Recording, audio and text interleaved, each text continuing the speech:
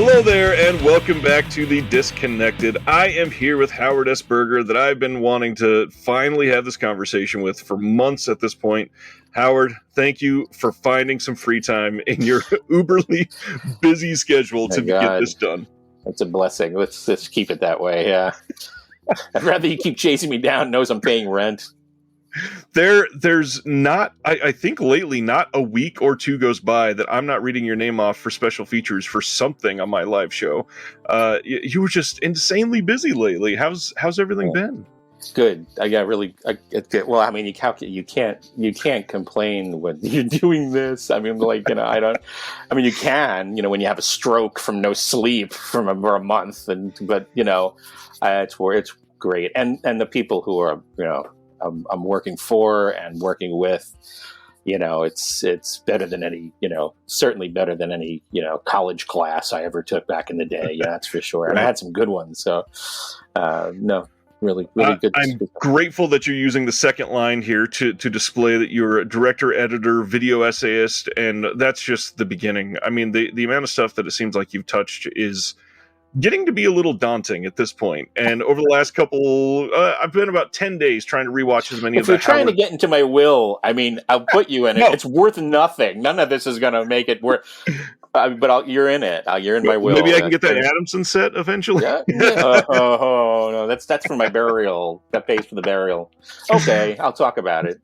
I mean, in all reality, I just wanted to say it's been so interesting to listen and track down to what you have been a part of over the last few years, because many of these people that do the commentaries, the video essays, everybody has their specialties. And you, in my opinion, are one of the more well-rounded individuals that do these. You've got expertise in so many different genres. Like, where did that foundation come from for you?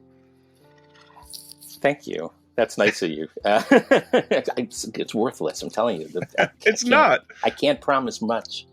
I have to say, I've been really lucky with my family. I was born and raised at a time when my family. I just have my mom, my dad. Had my grandmother who was living with us at the time. They're gone now, all of them, unfortunately. But I had two older sisters, and we moved out from. I think my mom, my dad. They were getting a little nervous where we were living in Queens, New York, where there was. We were right in the flight path of the airline, the planes landing at JFK or LaGuardia or something like that. But the planes would fly 150 feet over the building that my parents were living in, and they said we got to get out of here. We're going to go to Long Island. My dad was a pharmacist, but he bought a store or whatever. Of course, 3 hours away. But and he was just and he was a guy who wanted a family. But he regretted having to go to work. He wanted to be a dad, and he was great. He was sugar. Wow. The man was beautiful. And my mom, same thing. My mom was a little feisty. She was a ball of fire, but they were such great people. My friends considered them friends. And it wasn't like they were close to my age. They weren't. I was a virus. My mom didn't expect me at all. I was the third kid. She didn't want me. So my dad was like, "Oh God, Dad, I have to work another 2,000 hours a week for this creature." So they moved out to Long Island, and it was mid-'60s, and all there was at that point were movie theaters coming up, and. Instead of whenever we weren't just doing something, arts and craftsy or whatever, my mom, my dad, my sisters, my grandmother, we all go to another movie. And there were thousands of films coming out. And my parents didn't understand or give a crap about ratings when they came out finally, because we were seeing a lot of stuff before ratings didn't come out until the late 60s, 68, 69. And we were going, to everything. Because you could go to everything. And TV was black and white. We only have a black and white set. It's we don't even have a den yet. And it was just TV stuff we were watching. We liked TV too, but I for some reason, when I was I mean, I remember seeing movies when I was the seat that I was sitting in the theater was my mom or dad's lap. Like that's how, and I was glued immediately. I don't know. My mom used to tell me that, like both my other sisters, they were like my oldest sisters, who is brilliant. I mean, they're both brilliant, but one is like Krell level, and always intimidated me from the get-go. And she was just her grasp of every kind of language was amazing. I mean, like not foreign languages, but like literature or film so I was like in awe. So I was sort of like secretly in competition to try and get her attention and my parents' attention. And I loved movies. My mom said I was the only one talking at like 9 months. Great. And my oldest sister wasn't. She didn't talk for like 3 years, but figures she didn't have to. She was having great conversations, probably, dissertations in her head. She was so genius. So by the time they, I was just, she said the playpen doing laundry when we were still living in Queens, right in front of a TV set down in the laundry room. They had one. And that's it. She said I'd be standing, trying to stabilize my fat little legs so that I'd be there watching anything on TV. As I got older, it was immediate. Towards late 60s, I wasn't even like maybe 3.5, 4. I was trying to figure out contrive ways to stay awake, so that I'd watch movies. When I found out that movies were on after, thanks Grandma, she was the one who told me, movies are on like until like 4:00 in the morning, and then the test patterns would come on. Yeah. I manipulated like crazy so that I could watch movies. So if you're saying, this didn't come from classrooms. I didn't discover movies late. I was watching, I mean, except for the older ones, but who knew? The thing is, back when I was watching movies as a kid, it was a younger time in between movies than Star Wars is to us now, like the first one.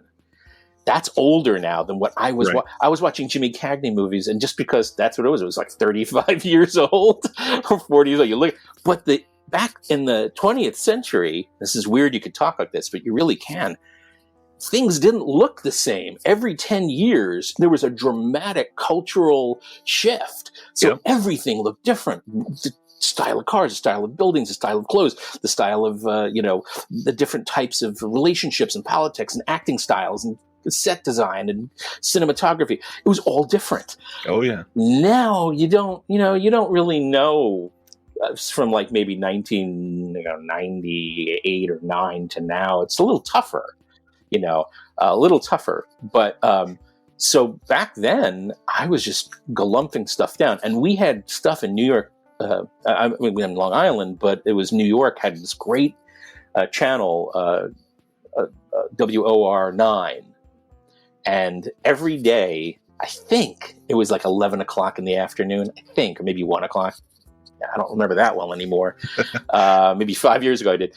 But they would, and then at 8 o'clock at night, every day would be the $1 Million Movie. And that would be one film every single day for a week. So I was watching stuff like Red Skelton in the Fuller Brushman, which was paralyzingly brutal, funny comedy. I mean, brutal, totally appealing to me. I don't know why violence in comedy really was important. Like, I wanted brutality, and that just sent me into hysterics.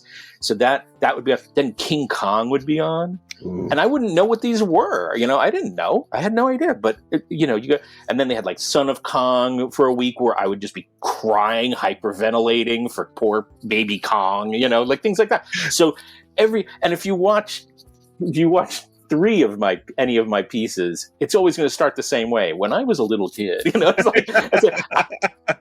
it's not important unless it made a difference to me somehow. So, working on the Sidney Furie thing, God damn, I knew Sidney Furie since I was 1. I was like an embryo. They pulled me out wet and was like, Sidney Furie is good. You know, I was like, so, you know, that's really how it happened. And my parents really encouraged us. I remember my mom, luckily, this guy actually became my mentor and a good friend until he passed away, was a man named Aram Avakian.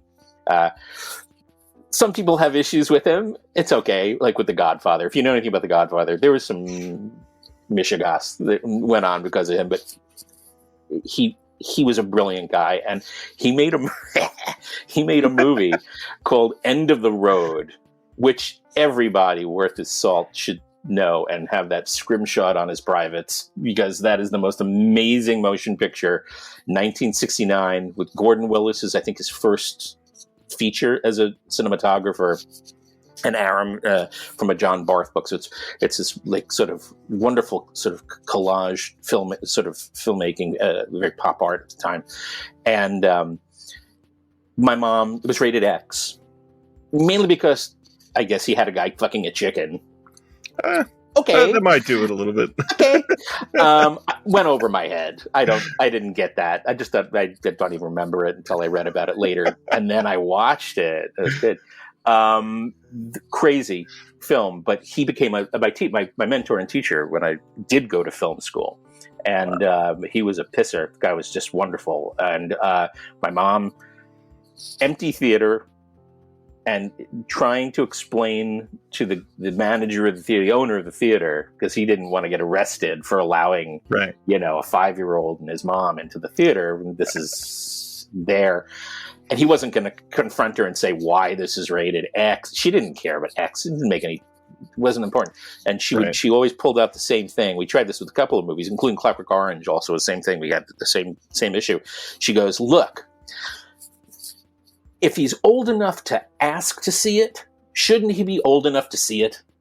And I'm with him. Right? Oh, I can just take him out. He let us in. You know, it's like that's she would just, you know. So so it's really like, you know, it was just trial by fire. And what I liked was that films were different. They weren't all the same, and I wasn't looking for entertainment. After a while, I just naturally, when I started seeing things like subtext in movies, that happened early on. And I didn't know that people weren't looking for that. So I used to get in fights with people who love this movie, love that movie, and hated this director, hated that. And I'm like, oh no, that's his most brilliant movie. One that I'm having struggles with now for some reason. And it wasn't, at least in New York, it wasn't badly reviewed. A movie was the remake of the 76 remake of King Kong by John Gillerman. Now, Gillerman's another one. I grew up with watching John Gillerman movies. You know, my mom had one of her hoary crushes, you know, David Jansen, and I had to deal with Robert Mitchum. George Peppard was another one, and I had to deal with George Peppard. And one of the earlier movies that I remember going to see, which was a big deal for me because we had to travel, we had to drive. You know, I was driving like an hour to get to the theater. Was the Blue Max. Now, if you've never seen the Blue Max, that's another one that'll just blow your skull out of your skin. It's this 3-hour epic, but you know, everyone's yapping about, oh well, it's, you know, World War I flying. He says the weather was bad in Ireland. You know, all that crap. That's like production crap. And then it's like, but it's all about fucking. Like, wow, what? This has nothing to do with a World War I flying ace. Wow, no, this is like really heavy, hoary stuff. And I'm like, this is just insane. And then I started watching other John Gillerman movies just because we did, you know. But by the time you get to King Kong, it's like everyone's going like, this is not Kong, it's not stop motion animation. I go, all I know is that this is like one of the nastiest, darkest, like battle of the sex movies, satires from the 1970s I've ever seen. It's excoriating. It is so, and it's almost to the point of like misandry. Like men are just despicable, controlling beasts, these monsters, and women are 100% victims. And to me, it was just very clear that Kong was this out of the blue creation from Jeff Bridges' head, who the minute he sees this woman sees an opportunity to be her rescuer. Right. Before they knew about the Kong. This is when we were on the boat. And then you have this unnatural thing go on where, they cross this fog bank that's never moved. How cool is that? And and this monster comes out and takes her, and he is going to be the guy to rescue her. So it's like this Freudian split. And how can you dismiss that? You can't see it in the first place, and you have to dismiss it because it's still a bad remake in their eyes of stop motion Kong. There's room for both in my world. In fact, one of the things I do when, I don't really care, what happens, but when I am asked to do with another person, a audio commentary or something, and I've either not worked with the person or if I'm doing, my first rule is I abandon my taste because, I'm not here for you to agree or disagree with me. I'm here to tell you how I see stuff. And if you get it, that's good. Cool. If not, then it's, I'm not judging you, but an opinion is not only an opinion. I love how people try and pretend it is not a power device, because it's only a power device. It's just to start some, it has nothing to do with the movie. It has to do with you. Like, how many times did someone say that film stinks, or why you really like that movie? Really? And then 10 years, I got around to watching it again after 10 years, and I think it's really kind of holds up it's pretty interesting. I go, oh, really? Well, how about the 20 people you just alienated in our circle by calling them morons? So I always tell someone, if anyone does commentary with me, I go, the minute you judge it, if I don't know about it ahead of time, if it's used in a certain context, fine. But if you start to judge your movies, I'll walk out of the session. I'm done. I have no reason to be there otherwise. I want people to watch them. That's what I've appreciated about your stuff. Is it's we get a lot of the historical context from a lot of these other commentators, and you do that plenty as well. But a lot of the stuff that you bring to it is this, not to sound like I'm worshiping or anything here, but like this magical personal context that means a lot in the moment, and you can sense that. And you joked about most of the time it starts with when I was little, but these stories that mean something to you, you can feel that. That's something that people can't really make up. Oh, that's nice to know. Believe me, that's really great. I appreciate that. You have no idea. I mean, that's the joy of it for me. The thing is, I don't care if people exactly like me or like my taste. It's so transitory. I really don't care, but if you've asked me to talk about a movie, and it's amazing because, there's a lot of people out there who, they get nasty. Yeah. And I've been shocked by a few people that I really respected until they started, literally trying to publicly humiliate me for my take on movies.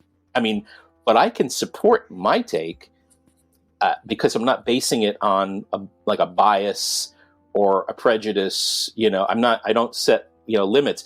Now, I do credit this with a collaborator of mine, my friend Kevin Marr, who we're friends now. I don't want to say how long. Wow, it gets to that point where you go, wow, I've known him more, wow, hello, a couple of years. But he and I do, we actually brand ourselves the Flying Magiste Brothers, and we do a thing called Destructible Man when we can now. We used to be able to do it when we had lots of time. Now we have no time, but we're trying to work it back into our daily thing, and give us a couple of months. But where he would come over to my house. He lived, about an hour away, and working his ass off on. He was a museum installationist, but he's also a brilliant film. I knew him from film school, but not. He was after me, my grade. Right. I was ahead of him, a little bit old, a year and a half older. So I was introduced to him, and suddenly we're like, we don't have to talk. It's just like locked. And I never even had a friend like that growing up, and so Kevin and I pretty much, locked, very easily and stuff. Even if we didn't agree, it wasn't that. It never came to that. It was always, this is how I see, this is how you see it. And then like, okay, so he used to come out on his, if he was freelancer, he would have, a month off or something like that. And until work came, he would come out to where I lived in Long Island and stay. And we had a wonderful video store. The only one on Long Island that was just beyond was a place called 112 Video. And unfortunately I just found out that I was really close friends for a good long time with the owner of that store. And he was known for basically becoming a sort of like one of the first not the first convention bootlegger, but he really had a good business. Like, he actually paid the taxes, right? But he had a beautiful vision for what he wanted, and so this guy Fred Fry, and he just passed away. Frighteningly enough, I couldn't believe that. So that was a big blow. I just found that out like this month. He died in January. I had no clue, but he had disappeared and totally gotten out of the film thing. Even though he's the guy, I'm sure he's probably one of the like 98% of the reason why like Vinegar Syndrome and all these these boutique labels are dealing with some of these really esoteric titles. They probably originally bought them from Fred or from Video Searcher Miami at some point, where it looks like a Carillion photograph. It's like 9 generations down, But his store was amazing to go into, and he just had like he would say, oh, well, give me a list of stuff you're looking for. I said, well, don't say that. I'll go home. I handed him like a 70-page list title. Wow. I just typed up for 2 days, just typing titles, and I just submitted like a list in his box, and he would get everything. And then he had sections, and then he started going to Europe and buying the tapes, the PAL tapes and the CCAM tapes, and bringing them back and transferring them and subtitling them himself. Yeah, and it was wonderful. And I mean, you could pretty much ask any of these more hardcore people, and most of them probably would say, "Oh yeah, the thing was called Luminous Film and Video Works," and I named it because we were supposed to have we were going to do a film together. Because they just had like the Steadicam Junior came out, for home video, whatever. So he wanted to do something and put money that he was making back into it, and and we had no idea. We were writing the script, and very Jean Roland type of thing. We were working on, and we were just gonna really try and do an authentic thing, but do it on Long Island. Not like look cheesy or like shot on home video. We wanted to have a nice cinematic aesthetic to it, and I remember the night that we finished it, and we typed up the title page with our names on the thing, and it was Howard Berger and Fred Fry, Berger and Fry. And I'm like, we didn't even realize, and both were spelled wrong, Berger, Berger, and Frey. And we were ready to throw up for the rest of the evening, like laughing so hard. It was just like, but that he was another big resource, after a while. And what was great was that it was like, your money's no good here. He would call me up at 4 a.m. You want to come by and check out this thing I just subtitled? And then he would send me home with like $8,000 worth of boxes of his stuff. Wow. And I would go home and I would start watching them all. So there was a whole nother area, like the European films and things, just Franco, who I am, thanks to Tim Lucas explaining him to me, totally addicted to him. And luckily, I actually saw quite a few just Franco films either on TV in the 70s, the 60s, 70s, and I'm so happy that I actually saw a few of them in the theater. I was like, wow. I didn't even know. I remember going to see, we were going to see, I think it was Busting. Me and my dad went to go see Busting. And I go into the lobby of the theater, and there are the posters of Coming Soon, right? It's like the old Bijou theater, it's beautiful theater. Right. And it was Zardoz and Castle of Fu Manchu. I was like, and everything was like, and I'm like, the thing my dad would always laugh is like he would say I would like stare at him. I was a peewee. I would stare and I'd go, "We're going to see these, right?" And he was like, "Yeah, just give me time to get dinner in my." My favorite, and this is really a thing about my dad too, is he was such sugar. I love talking about him. He took me. He would work like 2,000 hours a week. It was impossible to even see my dad. Sometimes I'd be asleep before he even got home. But this was like 1972, 3, something like 2, and The Creeping Flesh was playing. And my mom was wonderful. My mom used to subscribe me to every horror film magazine on Earth, like Famous Monsters, Castle of Frankenstein was a big one because that was the one that was geared more towards college kids. And they had more of the edgy films and reviewed. Joe Dante reviewed for them from the 60s. He was reviewing when he was like 15 from them. So it had a much more scholarly and an obscure thing. Like the folks, the Red Wolf Inn was reviewed from them. Like that's how I found out about those movies. Texas Chainsaw Massacre. But they reviewed The Creeping Flesh and Mario Bava, Bay of Blood, but it was called a much better title, Twitch of the Death Nerve. Yep. So great. I had to see that. Of course, I was in second grade. And so my dad came home from work, and I always did this. The ritual was I'd cut out the ad from the newspaper, I'd leave it on his dinner plate, real hygienic, and leave it on and he would come in, ready to go to bed. And he'd see it, and he'd just look up and he'd go, "How long do I have?" I'd go, "It starts at 7:15." This is okay. It's 6:55.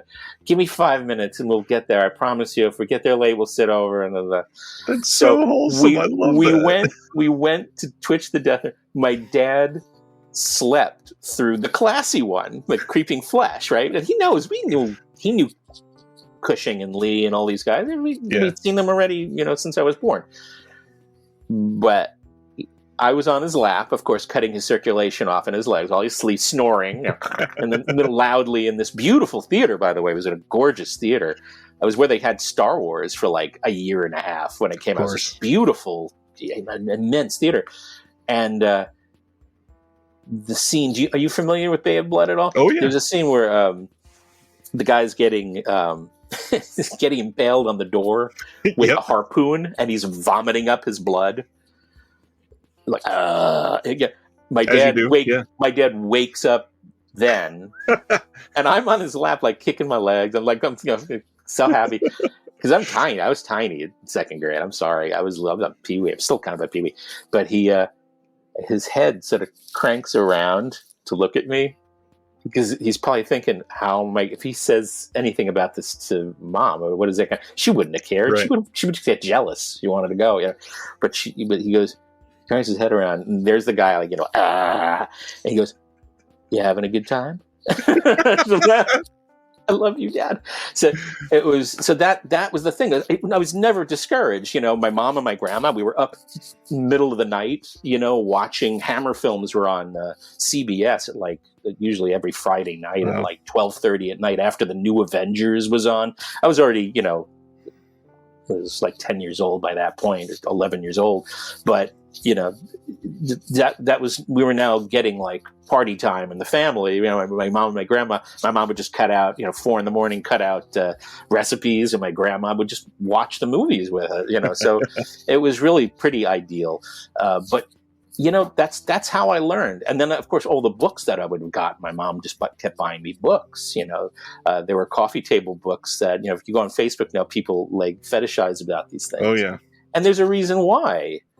And I get it. Like, it's not like, I love, this is all, this is all from, all this crap is like from my,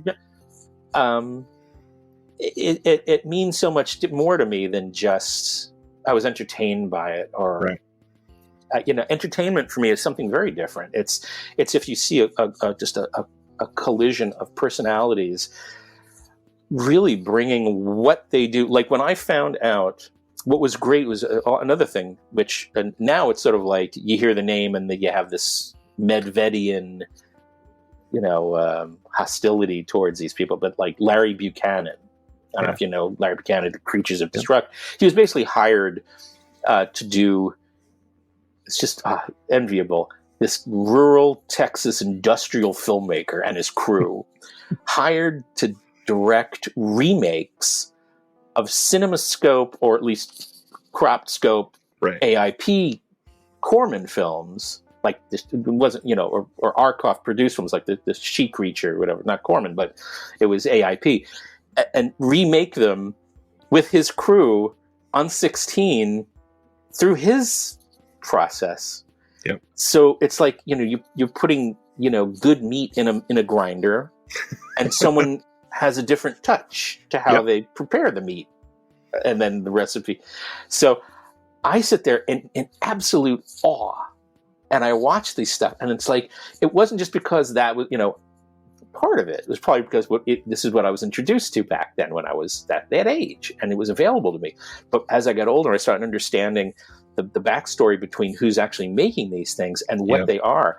I just not one of those guys that has to say, "Oh, so bad it's good." It's really offensive to me, and I don't take it personally, but it's like, my first reaction is, you're not impressing me terribly much by saying it's so bad it's good.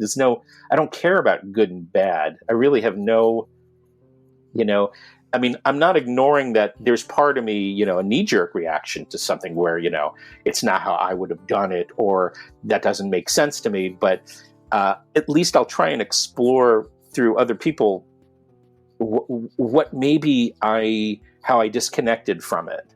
And I'll try not to go off. And, sometimes now I'll make a joke, like on social media, a joke, like we were joking about talking about the new Indiana Jones movie. And I said, and he was like, "Oh, looking forward." He goes, "Oh, I'm looking, I can't wait to see this." And I go, and I made some snarky thing about a joke, which I didn't mean. People don't know that. I forget. People don't realize that everyone makes these jokes because they really have no faith in the final product. But I really don't care. I just, you never know what's going to pop up in these films. So I made a joke, and he goes, "Negativity?" They can't even believe that I'm like, no. I'm joking. I'm just an asshole. I'm just kidding. I'm not. That's up, but I don't feel it. I really don't. I don't have that. That's not my first thing. Was, it should have been done this way. It broke the rules. This is not right. This is terrible. And I'm like, oh wow, I really have no, And sometimes I hear audio commentaries, and I'm like, why are you doing this? Why did you say yes to it to begin with? I don't get it. It really is kind of shocking. And I don't know if. I don't know if people want that, but I don't, I really don't, I don't care that much to try and fulfill an obligation to what I think people are going to want and not want. I'm hoping that they find whatever, I have to say interesting. And especially people like, the people that I've regularly collaborated with. Nathaniel is a fiend. I don't even, he is, bow down. I've done maybe like 100 and something commentary. I don't know if he meant just Blu-rays. I don't know, but he says, I just did my 200. We did Joy House together just recently, the Rene Clement's Joy House, and he's like on Facebook, like, this is my 200. And I go, 200? Nah, this has got to be like your 500. I don't understand. He was saying 200 this year, maybe. Me. Yeah, I'm going to call him out on that one. Yeah. But he's, he is special. He was special. Yeah. He really did get me into this thing. And the first thing he said was, I don't want, I just want it to be casual. I want it to talk like we talk.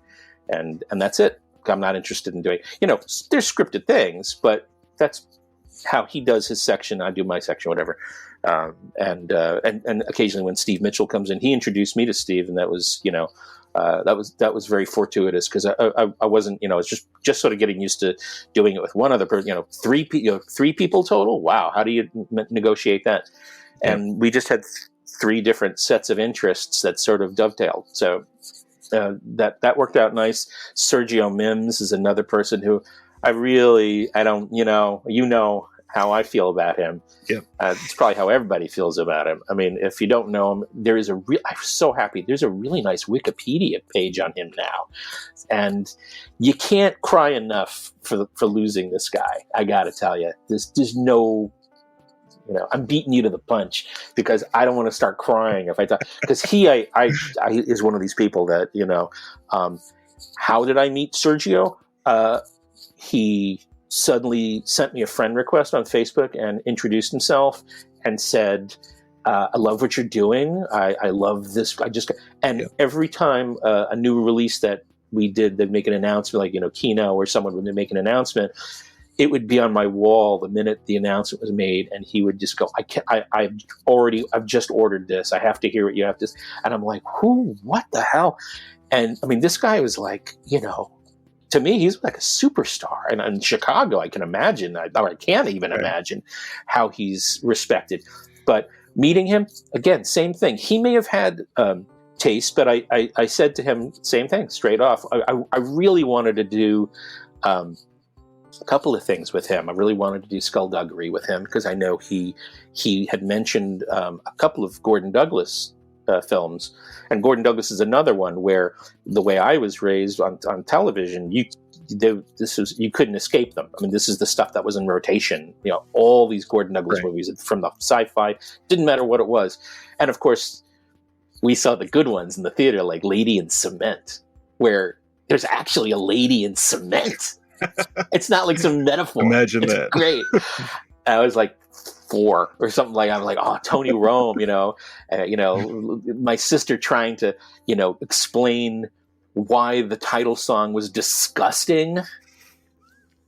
Tony Rome will get you if you don't watch out. And he's talking, dads lock up your daughters. What the? So.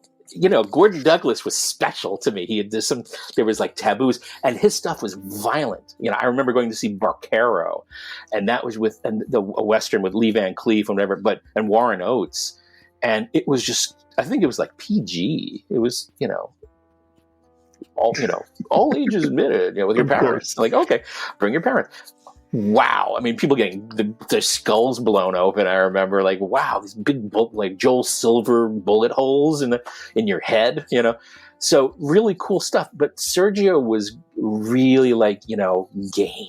He, so I don't know. He never inflicted taste on a judgment. He never put a judgment. Right. So he was really cool to sit and work with. And for that, I actually wanted to talk to my Gordon Douglas buddy, Courtney Joyner, Courtney Joyner, who is a great director in his own right and writer. But he also knew all these dudes, and if he didn't know the films, he certainly, when he came out here, a decade and a half before I did, 2 decades, he was talking to these guys if they were still alive, which I envy. But he's to me, so he was like a walk in the side. And I did Breezy, Clint Eastwood's Breezy with him, because Eastwood was another one where it's just his wheelhouse. He understands. He sees him in a different way than I see him.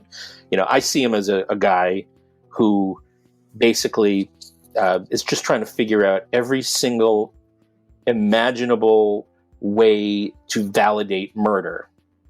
And even $1 Million Baby, it was just like, well, okay, you just can't get away from this. What it is like that's his key. So I never cared if it was like, if I cared more about a movie than another movie, like someone like Eastwood or like Gordon Douglas, it's a job. I mean, filmmaking is a job, unless you're really lucky, like Norman Mailer or someone who just said, I'm going to do this on my weekends and alienate my family. I think I want to be hated this weekend. Let me make a film with everyone I know for now. And of course I love Norman Mailer. In fact, I did, I don't know if you saw it, but I did a video essay. It's the last thing I watched today. There you go. God bless. It's not quite finished. There's a couple of revelations in there I still want to put in, but I can do that because MGM said absolutely no fucking way is this going on the disc. And I'm like, I don't understand. We're quoting your director. I just think they just were ashamed of it in some way, or at least those people who were dealing with it, they just didn't understand this monster. And but I did, and it didn't make the disc, but they liked it. Vinegar Syndrome liked it, but I would like to do more things with for them. But that was one thing, was like, me and Kevin Marr, we put our like heart and soul in this thing. We're both huge Mailer fans. When I knew Kevin back when I was in New York, not in Los Angeles, he would get off from work or something like that, like, for a horrible week of lifting marble, these priceless statues and stuff like that. Incredible experience. And he'd be exhausted. We both picked up copies of Norman Mailer's Of a Fire on the Moon, which he was paid $1 million by his publisher to write about the 1969, the first moon landing. Yeah. And it was great because we discovered that, within a certain amount of pages, Norman Mailer would break out the Jewish paranoia. It was great. So all of a sudden, boom, like page 15 is like, he focuses in. It's like, okay, it's wasps in space. And I'm like, oh, this is just beautiful. And we would literally, either he'd call me or I'd call him. I'd pick up the phone and go, hello? And he'd go, and he'd start, it would just be him, nothing, no hellos, just start reading the chapter to me. And then I would take over after he got hoarse or something. So we had to do this video essay about Tough Guys Don't Dance, which I really thought was a really brilliant movie. And I had a cool instance when I was driving home from, I was going to SUNY Purchase, and then I left at a certain point because all my teachers were taking sabbatical. And if your mentors are leaving, then they're like, all right, I guess I should go. I'm kind of lost now, So I did. But then I ended up finishing up at the Bridgeport University Film Department, which was nice too. I mean, that was a little more hands-on-y, I think, than what I was used to making films. So that was kind of interesting. But some really brilliant people, in the department, and I was asked to drive the husband of one of my teachers there home, and he, unfortunately, I think he passed away recently. Way too young, of course, but really, really great guy. And he had just gotten a gig, and I would have sold my soul writing capsule reviews for Leonard Maltin's book. And this was 87, right? 86. When was Tough Guy out? In 87? I think somewhere around there, yeah. Something like that. And I was driving home, and he said, Can you drive me back to New Haven? And I go, yeah, of course. I'm right there. Sure. No problem. When we're talking, I was so excited. First time I actually met him, really. I'm driving him back, and he starts saying, so I write for Maltin. I'm like, oh, wow. Maybe you're someone I should know. Like, hey, they want summer interns for pay. Nice guy.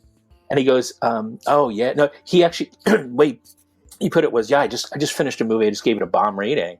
I go, oh, what was it? He goes, Tough Guys Don't Dance. I go, get out of my car. I'm like, and he goes, really? Why? What did you, wow, you found something interesting? I said, oh my God, are you kidding me? There's 3 sections. I said, the first section takes place, narrated by this absolutely, amateur writer. I mean, he's this florid prose that just, pleases no one but himself, yeah. and he's totally, just a fuck up, and he's, and it's mainly during the day. Everything's shot like mainly during these like gross kind of, New England days where it's moist and gross, muggy, yeah, and overcast, and which I like, but And then I said, then there's this sort of objective middle with Lawrence Tierney and his son. So that's when you're sort of outside both of them. And then it goes into this climax, this whole last third, which is related to you by a cocaine-addicted, paranoid freak who's not in any of the scenes he's narrating. Right. Amazing, right? So I'm like, oh, I said, that's fucking amazing right there. And it's not even an unreliable narrator. He's concocting. He's paranoia. He's focusing his paranoia. And there you go. Okay, so he was very, listened. About 5 months go by, and I see the new editions out on the shelf in the bookstore when I went, and I'm like, ooh, let's look at Tough Guys Don't Dance. I want to see this bomb rating. It was now 2.5 stars. And at the end of the review, which was very respectful, it didn't cast any aspersions, really, just goes, "Not for all tastes." And I'm like, what a mensch. Look at that. Like, see, and that was just driving, that was a 10-minute thing. So persuasion is nothing that you try and do, because you can't sell yourself to someone who's already, the biases are right. Thick. But you can at least state your case, and if they, humiliate you, then, okay, I scratch them off socially. But if at any point, and I've had other people come to me, especially like Texas Chainsaw Massacre, which was, that was like my 9th birthday gift from my dad to be the Texas Chainsaw Massacre, because I wanted to go see. And then, like, when it was re-released at like my last year of high school, I had like a couple of teachers like cutting out of their class with me to go. They would get they would call in and they would pick me up and we'd go see Texas Chainsaw Massacre. That's just awesome. Because it was surreal to think back and go, "Oh, my teacher, this is insane." So, so that was pretty cool. Like that, those kind of, it's like you and this one guy, really great, really cool guy from college, Purchase, and he was like an assistant director to like went on to like really great stuff. And I always knew he was a really smart guy, but he comes up to me.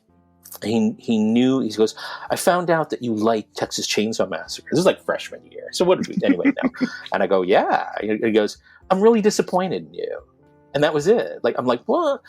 But I didn't, I'm still thinking, he has his reasons why that didn't agree with him or whatever. I don't know his personal history with it. I don't know. Right. I don't know where he's coming from. So I didn't hold it against him, because that's anybody, even me. Everybody falls into that.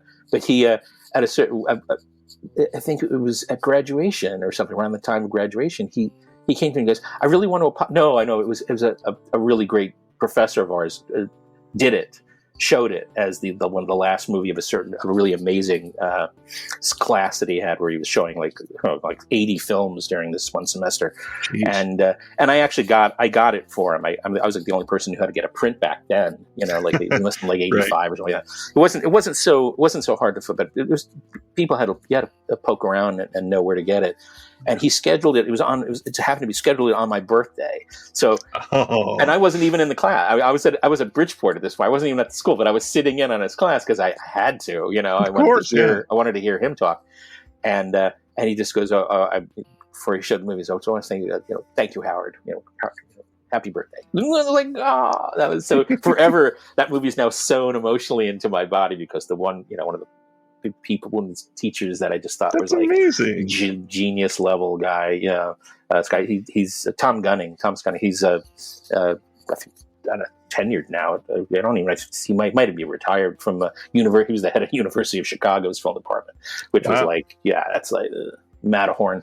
But he's just a brilliant guy. I could just listen to him, cuss. You'll get something great out of that. But that movie, and he came to me afterwards. The kid came to me and said, "I apologize. It's embarrassing. I've apologized." I said, "You don't have to apologize for not liking Jane." That same human context that made them be so negative towards you, that's what makes your stuff, in my opinion, so freaking relatable, because it'll be Tough Guys Don't Dance, and you'll hear 60% of the world's population go, "This is tripe, this is god awful," but somebody like Howard will go, "No, pay attention, this can actually be amazing." And one of the things I spout it so many times on this channel is that every single movie has been somebody's favorite movie at some point, and if you give it the respect, you will get something out of every single film. Yeah, I mean, I'm not even asking people to do that, but they'll think that they'll just, what I get is like, "Oh, you love everything." I said, that's not the point. I don't care. I don't care if I like it or not. It's so much more fun to talk about things that you enjoy rather than just shit on things that you don't. Yeah, I mean, there's layers and layers and layers to stuff. I mean, I read this great book, and I've been talking about it lately, a lot, because one of my I never met him. Ken Russell. I grew up watching his movies, of course, I remember that one of my mom with her, if he's old enough to ask things, that was one of them. The Devils was one of them. We had driven 45 minutes as a family to go see the Devils. We didn't know X-rated. What we didn't know. We don't know what that meant. So they turned us away, and we went across the street and saw something else. I forgot what it was. Straw Dogs, actually, I think it was. That was rated R. We went to see that, but Peckinpah's another one in my heart, But Ken Russell, we went to go see we saw Women in Love in the theater. I think we saw $1 Billion Brain, but I was like the size of a raisin at that point. I was tiny. And then I remember The Boyfriend was the one that really made an impact on me when I saw it as a kid, because it was still cut by like a half an hour, but it was just, to me, the most brilliant thing I'd ever seen in my life. And I was a little kid. I was probably like not even, maybe 5 or 6, just about to turn 6. And me and my sister were just laughing our heads off. We probably didn't even know why. It was just so choreographed in such a way where it just telegraphed these great moments to me. And it certainly wasn't a typical film, like a comedy that, I can't compare it to another movie, especially visually. So but something about the way he had his actors, move and act and the beats and the cuts and the fantasy of it was just something that I don't know. I never experienced it before. So it was really profound. And then it would be on TV, cut to 74 minutes to fit into a 90-minute time slot. I remember that. And it didn't matter. It just didn't matter to me. So this one guy, again, sad to say, he passed away past couple of years ago. This guy, Ken Hanke. We used to call him Cranky Hanky because he was always very irascible even when you complimented him. He was like, and I was like, okay. But he wrote the last word on Ken Russell. And I'm saying, like, you read one page and you put the book down to process, He nailed this, not just nothing about superficial anything. It was all text and subtext, and what a music cue, the reference of the music cue, not only pertained to the movie itself, but to the movies that came prior and past, and how all these things are interconnected by gestures and that suddenly, it's nothing I looked for or sought out. This is the thing that I love, is language. Right. And I think, and that's what Kevin and I, when we did Destructible Man, he would come out for a good long time, I told you, and we'd watch movies, and every once in a while we'd see something with I guess it's called, we call it the dummy death, where an actor playing a character is substituted for by a dummy for a death scene or a near death scene. Sometimes, if it's a comedy, sometimes they don't die, like getting a Mad World, where everyone's chucked off a fire ladder, and then, but we sort of, like, by watching thousands of these, we started like a registry of these movies.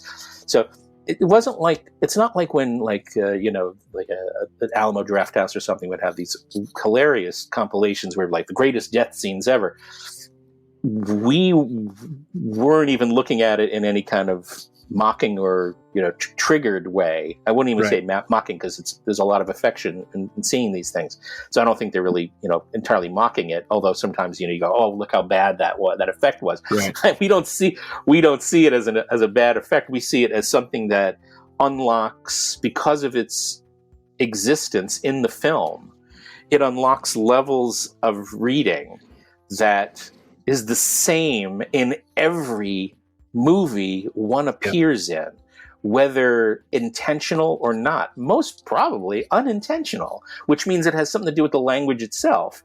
And after a while, you can argue, but this movie has a dummy death, and it doesn't have these abstracted images like of we've noticed immediately. You'd see a dummy death, and you'd start seeing photographs, drawings, maybe montages of drawings where characters are abstracted immediately into, draw art and draw sculptures. And a lot of times sculptures where you think a shadow of a sculpture is a real person. And then, it's a statue.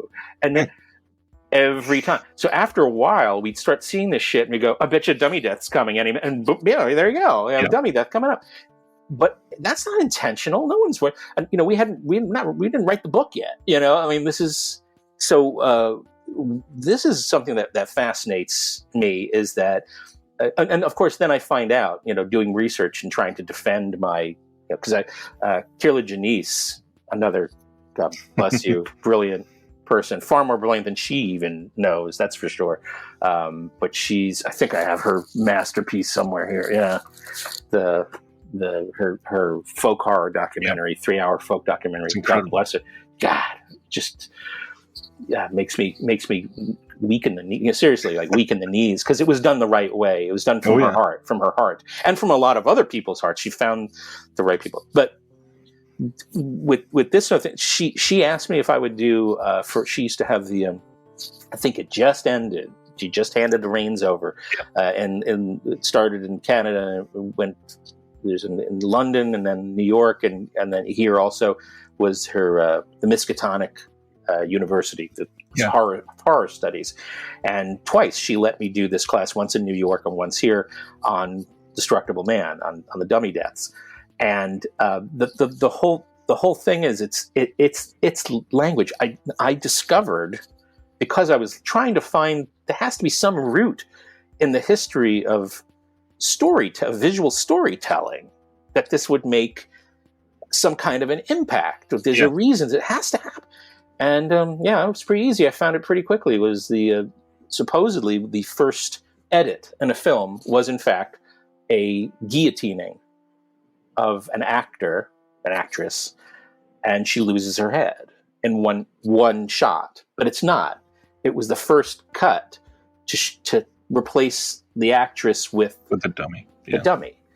And that's why I say, well, if you're watching a movie and you don't, it doesn't even, has all these themes, but it doesn't have a dummy death in it. This is what happens when you make film.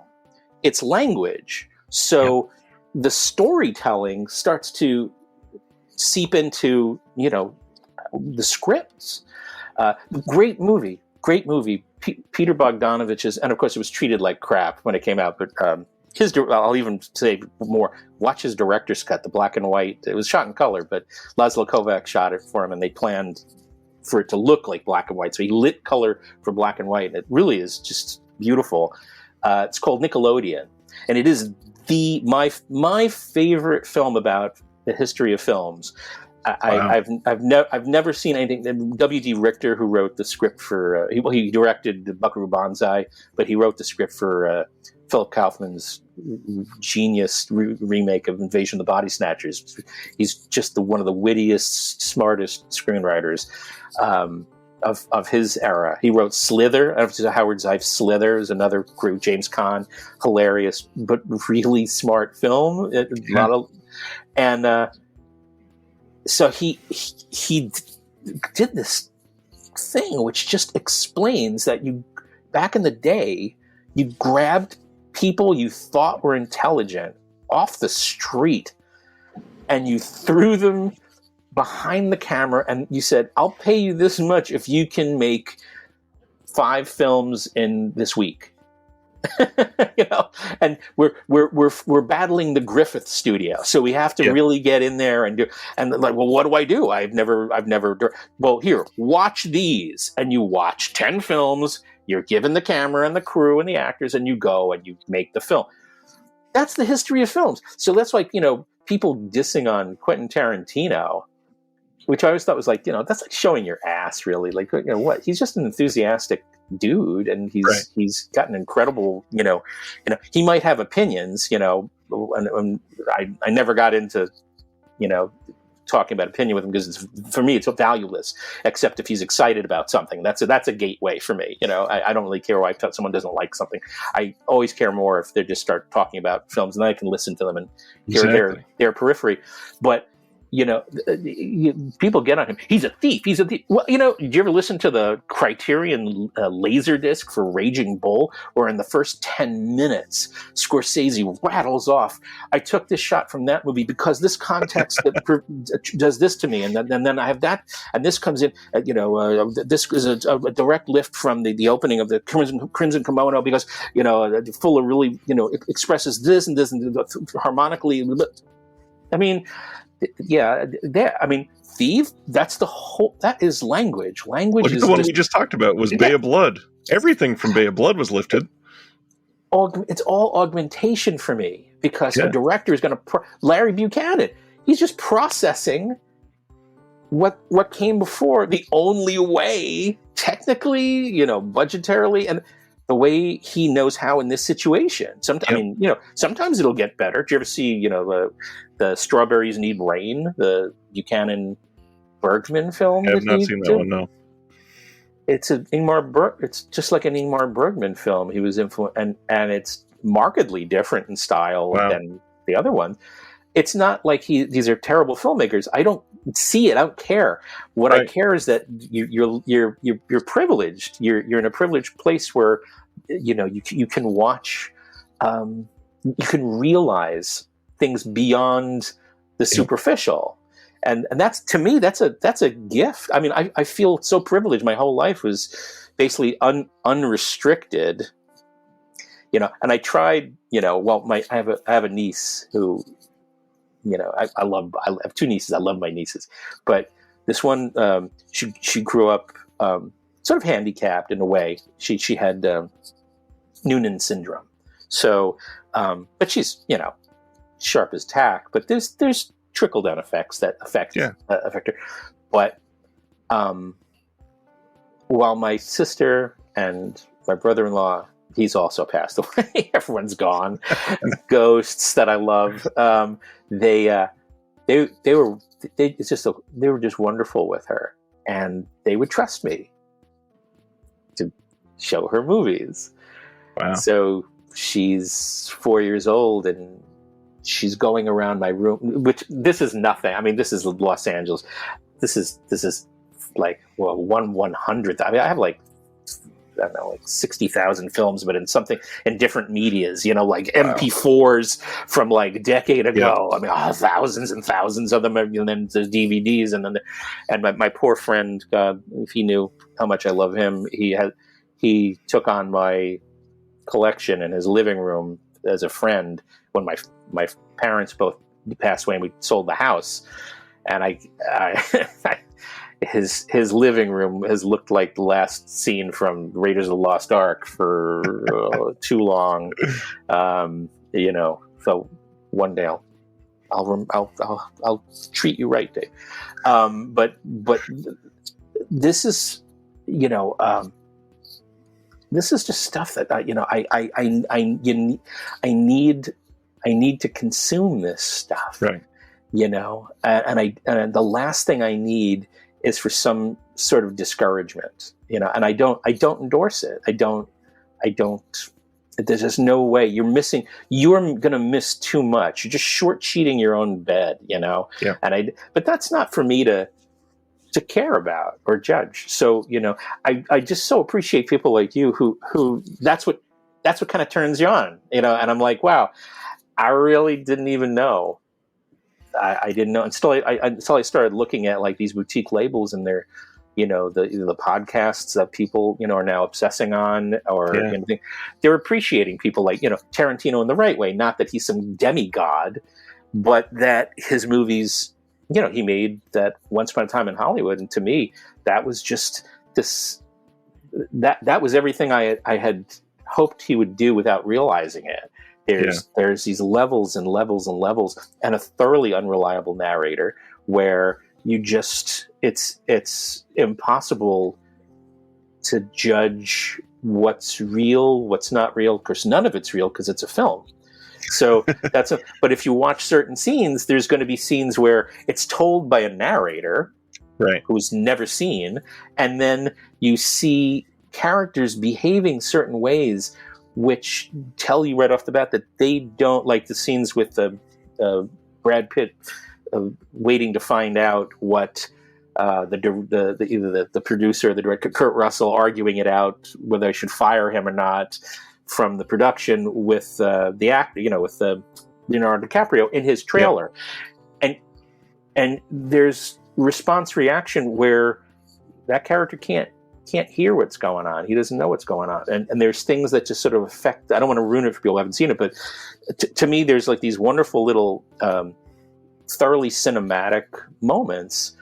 And Fred Raskin is this type of editor who just latches in so easily and understands the reality of what you need to consume, not the reality if this was real, because it ain't never going to be real. Right. So there's this sort of other understanding of what this movie is, the world. And that's why, talking about like Stanley Kramer or Dick Richards, there's other directors who blow my mind now, which again are very divisive. And I won't ruin it because I'm definitely going to try and do something on these people for just on my own. But there are some people out there, directors out there, who their movies ultimately come to a realization that their characters can't move forward in the script of the story that they're involved in for a reason that they actually don't get, that they are characters portrayed by actors in somebody's movie. And it's in there. And you go, holy crap, why? There's levels, yeah. Why? And there doesn't have to be any reason for it for me. It's just the fact that exists, because the language is that, it's that versatile. It's that elastic.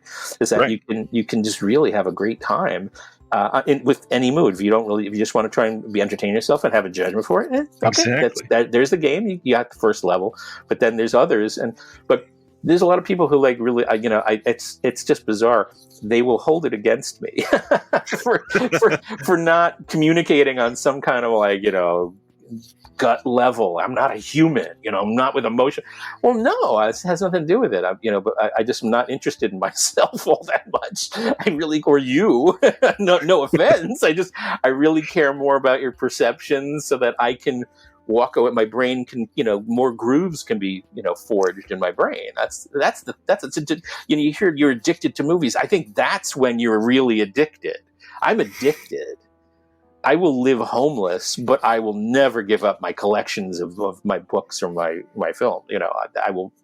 I'll make I'll make an apartment out of that in someone's backyard if they let me, before I go homeless. But and that's where you can sense, like I said, the context that you bring to these that are personal, because there are certain things that are baked into these that are moments, obviously, in this grander narrative. But the way that we grab onto certain things can change the meaning of an entire film, can obviously, by the way you're speaking on it, can latch on to a memory for you. You can never forget a moment of sitting on your dad's lap because of a scene in a film, and it will live with you till the moment that you die. And that's, to me, that's the magic of some of these.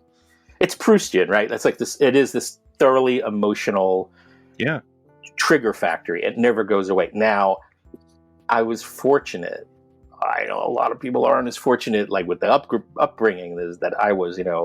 Whether it's whatever, parents weren't ready to be parents or whatever. So I know I'm again. I know it's not. I'm not everybody. It's not an everyman situation. But I think what you're saying is definitely relatable to everybody. You can whether it's a sparkling moment or not.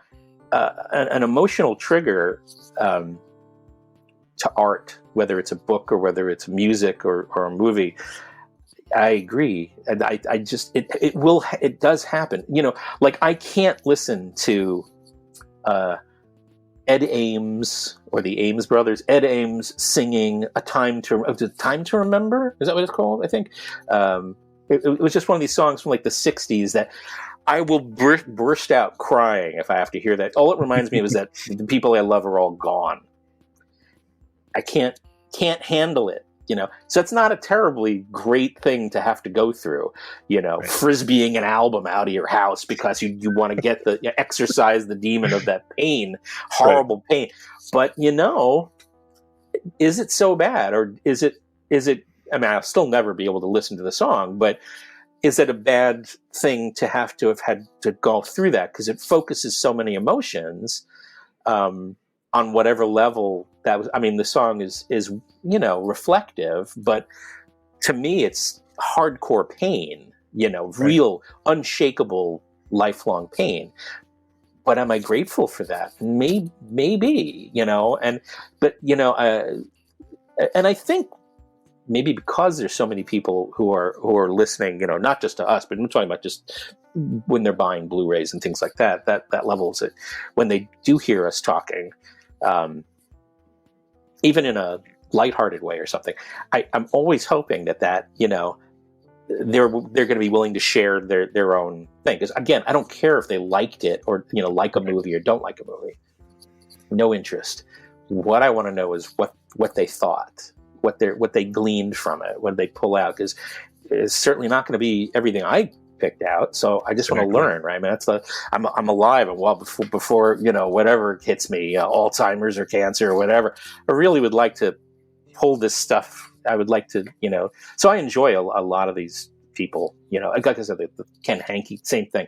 It's like, as a person, I could never sit in the room with him because he was always some, cranky about everything. But he knew that I loved that book more than anything. And then I was just so sorry that it stopped at like Crimes of Passion, that it didn't go farther. And I kept trying to say to him, everyone's like, will you kind of finish this now? Go more? And I was like, yeah, I'll get to it. I don't know if I want to get back. But it's that kind of thing where, there's certain things, there's no way that I'm not an academic. There's no, I shy away from it. I'm not, I don't think I'm smart enough in that way to understand something on a purely academic. I'm not going to go, watch a movie and then pull out, my Rousseau or my, my Swedish philosophers. Yeah, I start checking footnotes. Yeah, I'll listen. Throw it at me. I'll learn. But I can't. I'm not going to be the one responsible for that. That's for sure. And definitely, it's weird when you see the label. They try and figure out the people making the packaging on some of these sets, and they go, film historian. Do I know the history of maybe? I guess that's a story. I'm not certainly not an academic, but I lived these things. The greatest thing was this guy Joe Venegas, a great guy. He was doing a lot of stuff with Arrow, about 10 years ago. Really, just a cool guy. I loved the way he loved movies. This is one of these things where I didn't even have to talk. I just wanted to hear what he had to say about stuff. He's just a great guy. And he pulled me into this Arrow stuff too. And as a talking head mainly. And then ultimately as an interviewer. So I would do, I would interview people for Arrow. And it was really cool. He called me up one day and said, I do volunteer work at the ASC.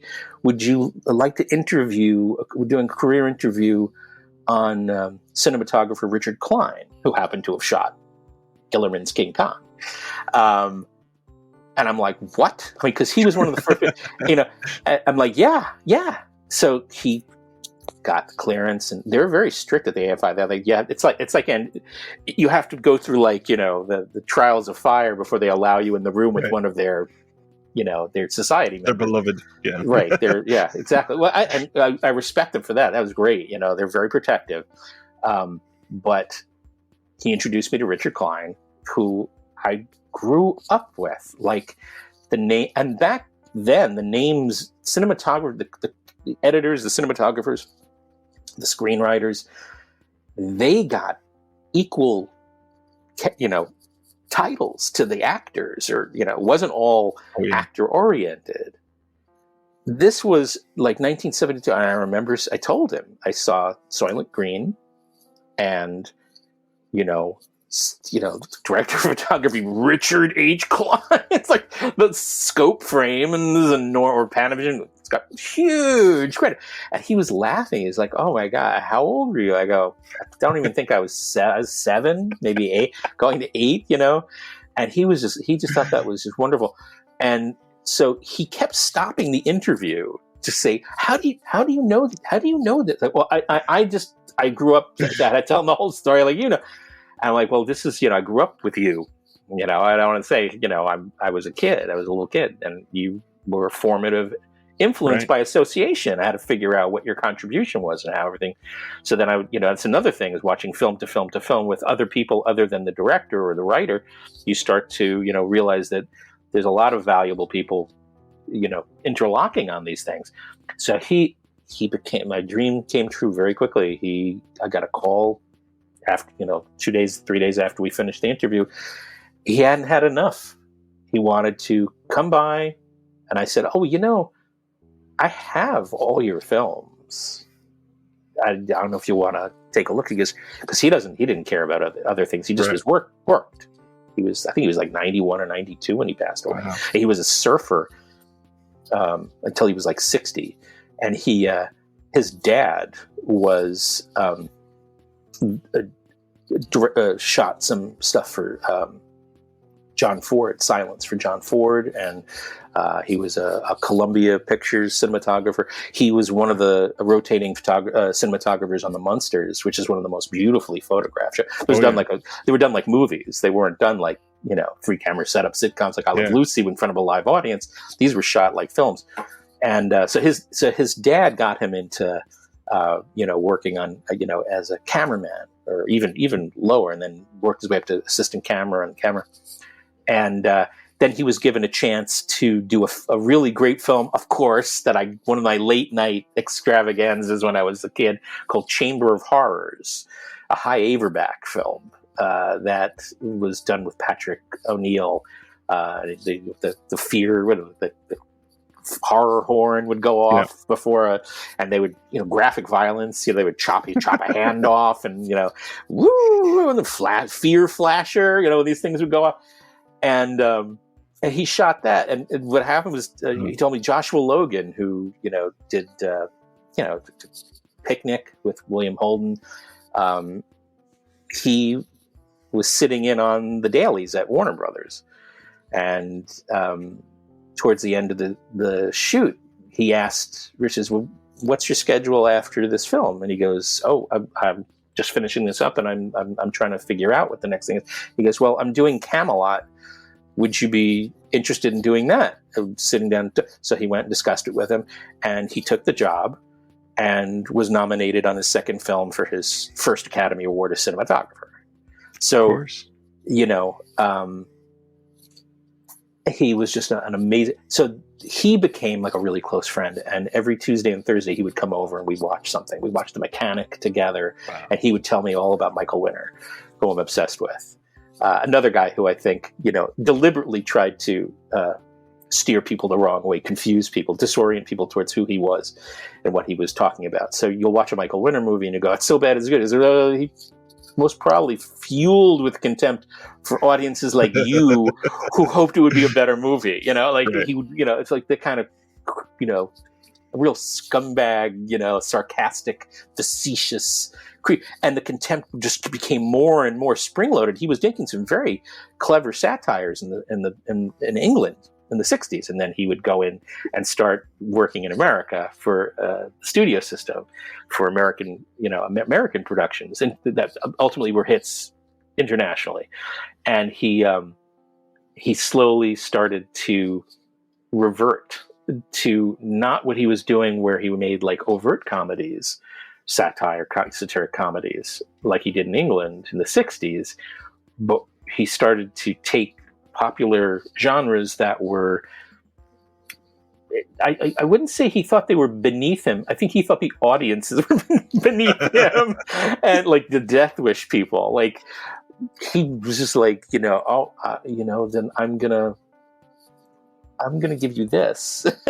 You're gonna have to deal with it, and it was something. So contemptuous satire, and he sort of falls in line with a totally different, a guy who uses language in a totally different way, but is my Lord and Master, is Brian De Palma. People go, "What's your favorite De Palma?" I go, his movies. It's like, what am I'm not one over another. I got you out of your his mind, please. You're going to miss something if you don't.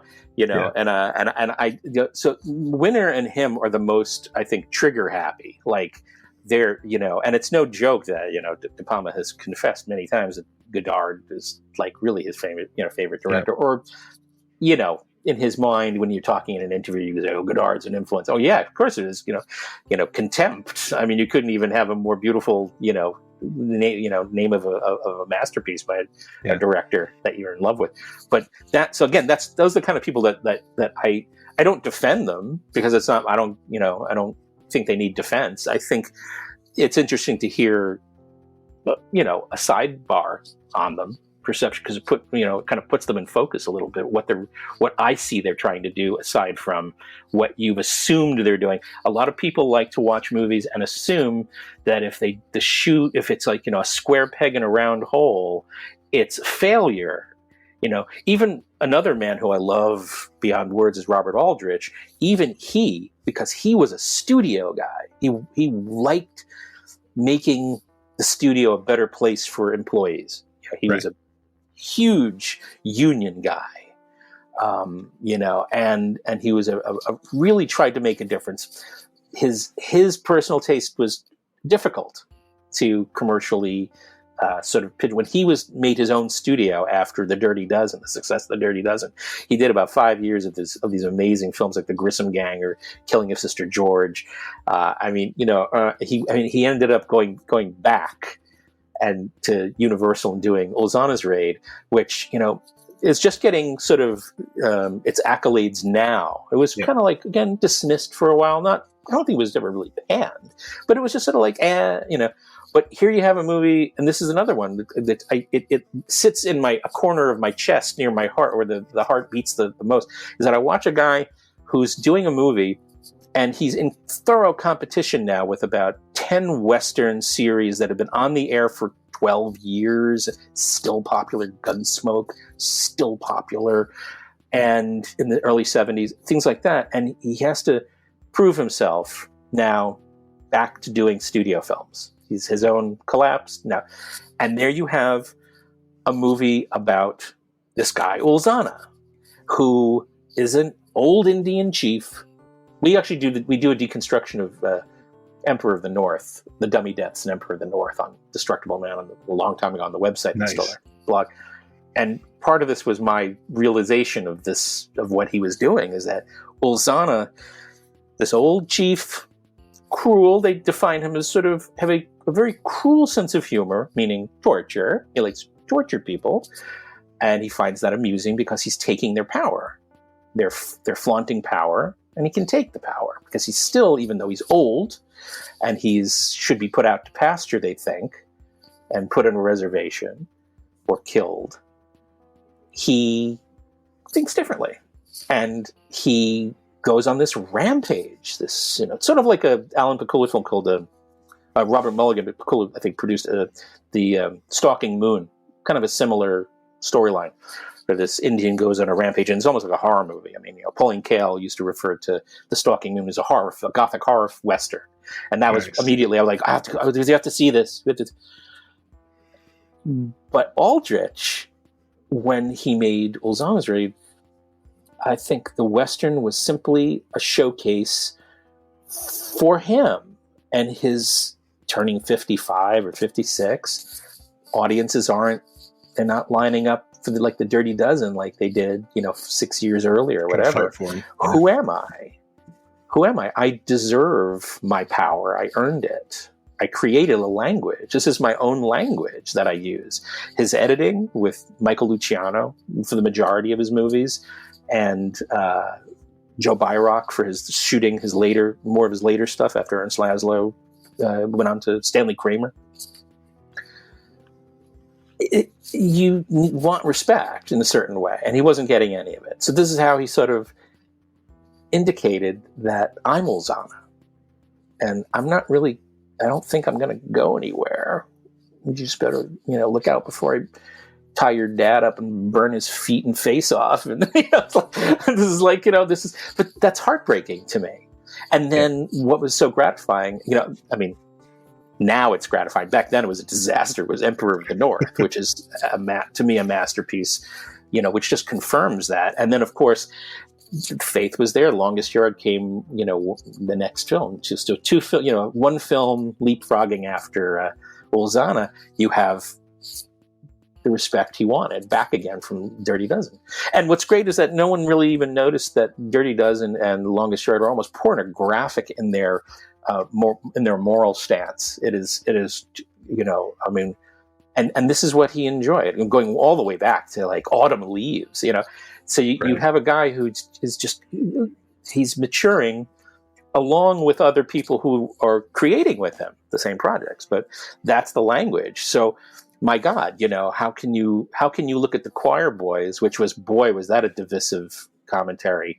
The film itself was just really, when it came out, it was based on a novel that was popular, and you have Robert Aldrich, you have a book which borderlines on almost supporting fascism, and then you have a director who is as left-wing as you could possibly get.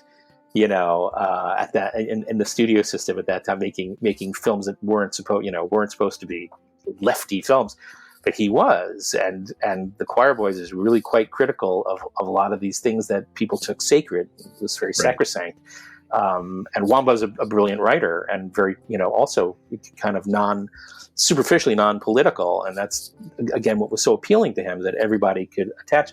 But if you adapt a movie from a source novel or source material, damn, you're screwed. If someone says it's not like the book, and the book, you don't. It's always, yeah. He didn't take the book away, and the book's there. What is this? Are you? But it's not an auteurist world. You're not supposed to go in really and go, oh, it's an Aldrich film. That came about. That was people, critics and academics sort of forging. Don't forget, The Searchers was just like a shitted on movie until like 1982 or 83, when suddenly people started saying, oh, it's a, this is a classic for, it's only people like, the film brats, like, Paul Schrader and Scorsese and De Palma, who really went the distance for it. So it's not, you're not supposed to go in. The movies aren't really made that way. You are supposed to just go in, just experience it and walk out. It just sort of, it's just a phenomenon to me that the language is so flexible, so elastic. You get these brains that go in there, and you're getting like 30 films for the price of one. I don't know if you ever saw De Palma's Redacted. Whoa, did I almost lose friends over Redacted? This is just inept, and it's a piece of shit, and that's so far beneath him. And I'm like, well, I get it. It's found footage, but did you look at what kind of found footage? There's like 8 different types. You have like, your insurrectionists having their own, YouTube channel, their political, where they're cutting people's heads off. And then you have like the army, they're doing their own thing, on social media, and you're seeing that. And then you have like these two, one of the funniest was the two French filmmakers with Pachelbel playing on the soundtrack while they're doing, these beautiful, long shots from, telescope shots of the troops like standing around, waiting for a bomb to go off. And of course there's dummy deaths in that too, but that's a different story. But I went and I was showing a work in progress. I was in Sheffield, England. I was showing a work in progress of a documentary that I'm still trying to get through the copyright horrors with, this Life and the Death of Joe Meek. And we were in the festival in Sheffield, wonderful venue, beautiful theater, a beautiful community theater. It was just incredible, gorgeous place. And they had, a bunch of theaters, and they were showing the opening weekend of Redacted. So I was like, yeah, I get to see Redacted every fucking afternoon if I want to. And they had like these big band, like you really went to town in the lobby because it was they really wanted to educate their community. It was great. I love the attitude. And they were showing it, and they had the big, like, wall size, New York Times review or something like that, right? It was beautiful work they had. But it's all about what a great war film it was, or a liberal war film. And I'm like, yeah, but you're not seeing the same thing. Brian De Palma is Brian De Palma. So he talks about voyeurism a lot, right? He talks about all the, the language of film, right? So here you have a guy who's mocking 8 different types. Like, he's sitting here going like, okay, when I was in film school, I fucking had to kill my ass and everybody else's to get. I had to change the changing bag and get the film. Yeah. And then if I didn't know whether it was going to be a good take or a bad take, I was in the trenches with this thing. And here you are with your laptops and your iPhones and your whatever. And so it's part of like this trilogy with that and the Passion that he did afterwards, and then ultimately a hilarious film, the last one he did. God help me if I remember this one. Isn't it Domino? Domino, which I loved, but of course, pie in the face for that publicly. It's a great movie, but he's commenting on the fact that we have technology that he would have killed for back then. Right. But look how misused it is. Look how Passion begins with the back of a Apple laptop and it ends with the back of an Apple laptop. It's really funny. But people expect the superficial. They expect him to make a movie about war. So here he's doing a film about war. Well, he does, but you're not going to like what he has to say. Is that ultimately, look what being on camera does to you. One of the main characters in that movie, it's just genius, is I think a Hispanic kid who joined up for this suicidal war, non-war war, to be a Marine, but only because he's going to document that on his video while he's doing his tour of duty, so that when he gets back, he'll get into NYU film school just by shooting.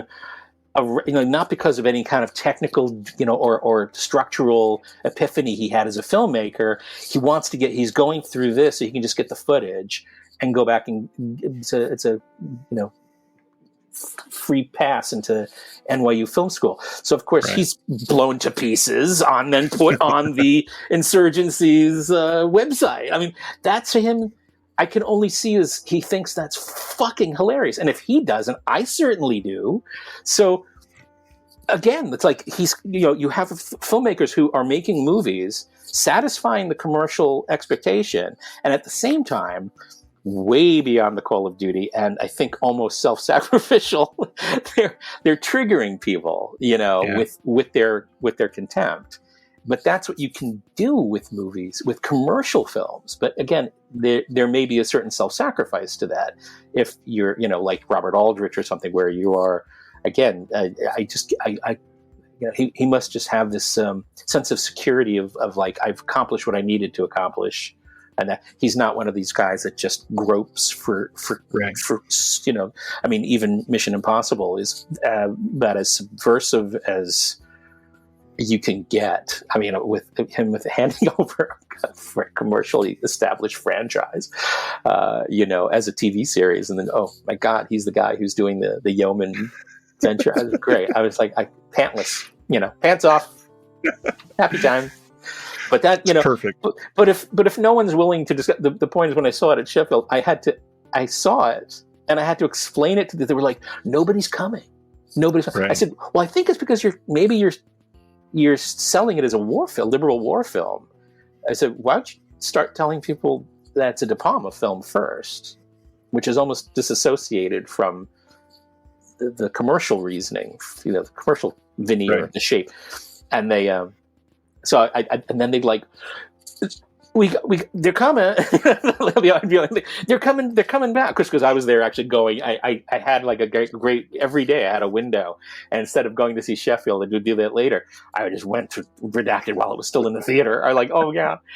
But they were like, no, thank you for that, because I think that might. I think people were responding to that. Like, well, imagine that. So, well, nowadays you'd have to just imagine. But that's true. It's very true. Harder and harder. I think this is probably a good time to hit on what seems to be the theme of tonight, and something that originally brought us together, and that's sadly the just mounting of tragedies and death and sadness. The original thing that brought us together is I had Nathaniel Thompson on the channel, and in between us recording and posting the interview, Sergio Mims passed away, and it just struck me for some reason, and based on that and the feeling and all that, a good reason. it led to this it led to this memorial that we did for the Shelf Shock Rewind Awards, and it was such a touching tribute that you threw in there. Yeah, for Kirla, which I thought was beautiful. I thought if there was an award that she deserved, aside from just her accomplishments, right? From that for me would be my own. I was just very smart. It was very touching that you picked her to be the first recipient of that, because I think she really represented everything that Sergio hoped for with people. He was a very unselfish character. Like I told you, like all he wanted to do was connect with other filmmakers and get them motivated so they could develop their own sense of vision. Boy, oh boy, was I jealous. But, luckily I made up for it because I made friends with Jamal Fanaka when he was on Facebook. And, he was an AFI darling. I mean, he had 2 films when he was in the AFI, schooling system in the theaters. I mean, but his films, like what we talk about, they're multiple leveled. Like you would think that's Sergio for what he did for black filmmakers in Chicago or internationally ultimately, but it was the 2 festivals he was helped form, and the schooling in Chicago for black filmmakers. It wasn't just for black filmmakers. For someone who could appreciate what's needed in his own community and look beyond that without bias and without, he could still be an activist and understand what needs activation without any sense of, how would I say this? He didn't store stereotypical preconceptions of other races or cultures. He treated everybody like a human being. And, I can't, he just cared about movies. He cared about people who had something to articulate. And it was funny that he ended up, I think, working as like an assistant director for Jamal Fanaka on Penitentiary. He was exactly the same way. I got a call from him. I just knew him, pretty actively on Facebook. He called me and he said, I'm being honored at I think it was it UCLA or USC? I can't remember.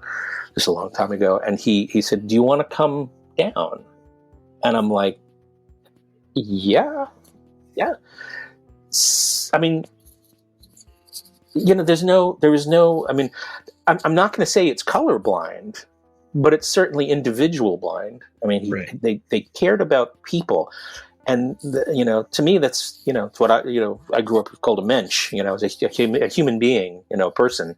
And he's so, I don't know if a lot of us are as naturally ordained that way, and so he was certainly someone I would, you hear a role model, phrase the role model. He really is someone to sort of live up to that, hit the standards. And I just thought, wow, that you guys would consider him for that was galvanizing. I mean, I almost cried 6 times doing that thing. I'm almost doing it right now. But there's a reason why it's not. It was just so appropriate, and I was just so happy that feel bad he didn't know what his because he didn't even say that he was terribly sick.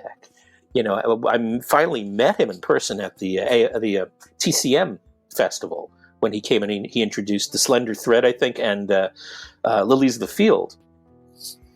And it was like, I don't know, like we had been lifelong friends in person. Yeah. And no indication he had a cane, walking with a cane, never said anything. Nothing about, dealing with cancer, nothing. And the day I found out that he passed away, it was as bad as when, my mom and my dad passed away, my grandma, who were all pathetically close to me. That's how, I'm not, people aren't privileged like that. And Sergio was someone who, I'll go and I'll go look at, Facebook, you'll have like this date 5 years ago. And there'll be something that Sergio had posted on my wall, like a thing that me and Nate had done, a commentary or something, or just saying, this was one of the best, or loved your Charlie Varick, vid essay, one of the very best that I've did. You have to tell me how to do that one day. I'm like, oh, come on, really, that kind of thing, where that he was just encouraging, and that was him. It was no act. It was and just to look back at his accomplishments, my God, it's just mind blowing. And he did some great. I was just going to say it's the thing that it is him as a person that you can embrace now.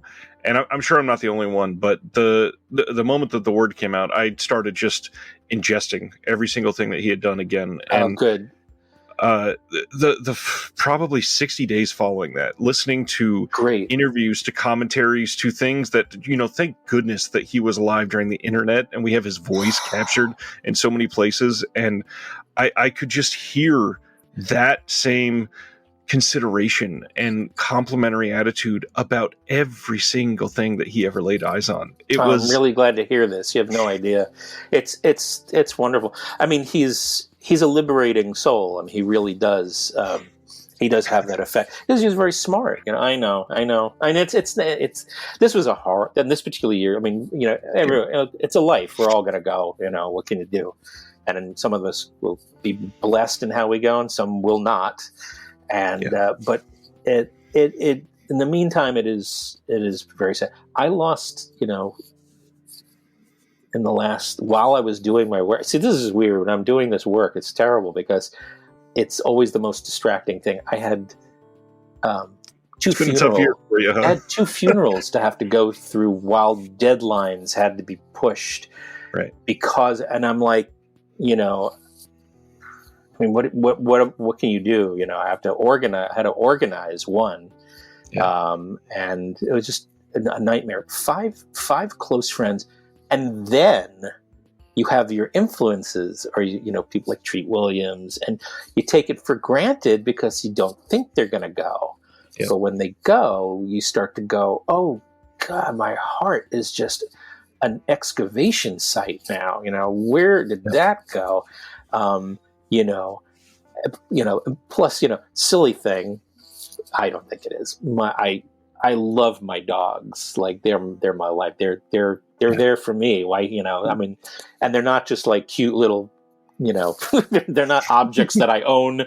They're my family. They're close family. And they, forget they don't, thank goodness they don't talk, but they don't speak English, but they, I've had to deal with the past years. My oldest dog, Osa, she's a Norwegian boohood who's like this beautiful, sweet, selfless creature. Like all she does, she just wants to, she just cares about you. It's it. No, so it's hard to yell at her to like, stop barking. You're going to get us thrown out. She's a beautiful, but she tore both ACL ligaments in her hind knees. And we've been for a year. We've been going and doing the physical therapy and acupuncture and underwear, and arthritis is setting in. And I'm just fighting, I can only do so many of these jobs to pay for her therapy, and I'm trying to, that's really almost what it's become. But there is no better to care is so much better state to be in than not to care. And I'm really touched in an unusual way that you guys really did that. And also, like I say, for someone like Kirla, it was beyond a perfect example of what that award should stand for. Yeah. Awards now, they're basically now, you get these like, what is it? Like popularity contest type of thing. Yeah. And there's nothing wrong with that. That's good. You get an indication of what, the majority of people are lucky, enough to see, But I think someone like Kirlo's, I mean, that's very rare when you have someone, and then you have someone equally rare like Dave Gregory, who's in the best way possible enabling her. Yep. And, worldwide, literally. Yeah, but again, I can see through his eyes on that, and it's just like, you thank your lucky stars you get someone like that. She's genuinely sculpting this whole new. Again, it's not academic, but there's elements of that depending on who she's dealing with. This wonderful international network of brains that have something to say that no one else thinks of or knows how to say, and it's treated by you guys not just with respect but honest affection, and that was again that's why I end up crying during the the announcement for it. I was very touched that even Nathaniel had suggested that, because Sergio meant so much, but the fact that to you guys he didn't just mean so much as a person, but he meant so much like how I examine movies on other levels. You got it. You got it right, and I think that just means so much. It's not just by rote or a publicity thing. It's definitely something which I think you need something. You need a focus like that, not just for. I hate calling it accomplishment, right, because it makes it sound like other. I don't know. I don't know the feeling. It's to say it out loud, but it's sort of like I will forever associate her with that award, like that, and that's what you want. I mean, when there was a time growing up, you get a Best Actor award. You go, well, that meant something, but not when there's 15 film. And it's just so. There's no rhyme or reason to an award anymore. Right. Especially one that, the Academy, it's for Academy members. If you're not an Academy member, you're not going to get the award. Right. So you understand the parameters and the limitations. But it's sort of like in the past, I think the last Oscars I watched was maybe 30 years ago, I think I watched it only to see if Tarantino was going to win the award, But it started to just kind of be perverted. When you start cutting out your technical awards and things like that, you have a glimpse of the battle, this commercial battle, and you don't know why the awards are being given anymore. But back in the 60s and the 70s, when it was like the sort of the creative Wild West out there, you could really go like, holy shit, there's Apocalypse Now fighting for Best Picture next to Ordinary People. How are they going to parse this one? That's interesting, things like that. So it just started to change for me. It started to change. I'm not saying for everyone there's going to completely get that. Yeah.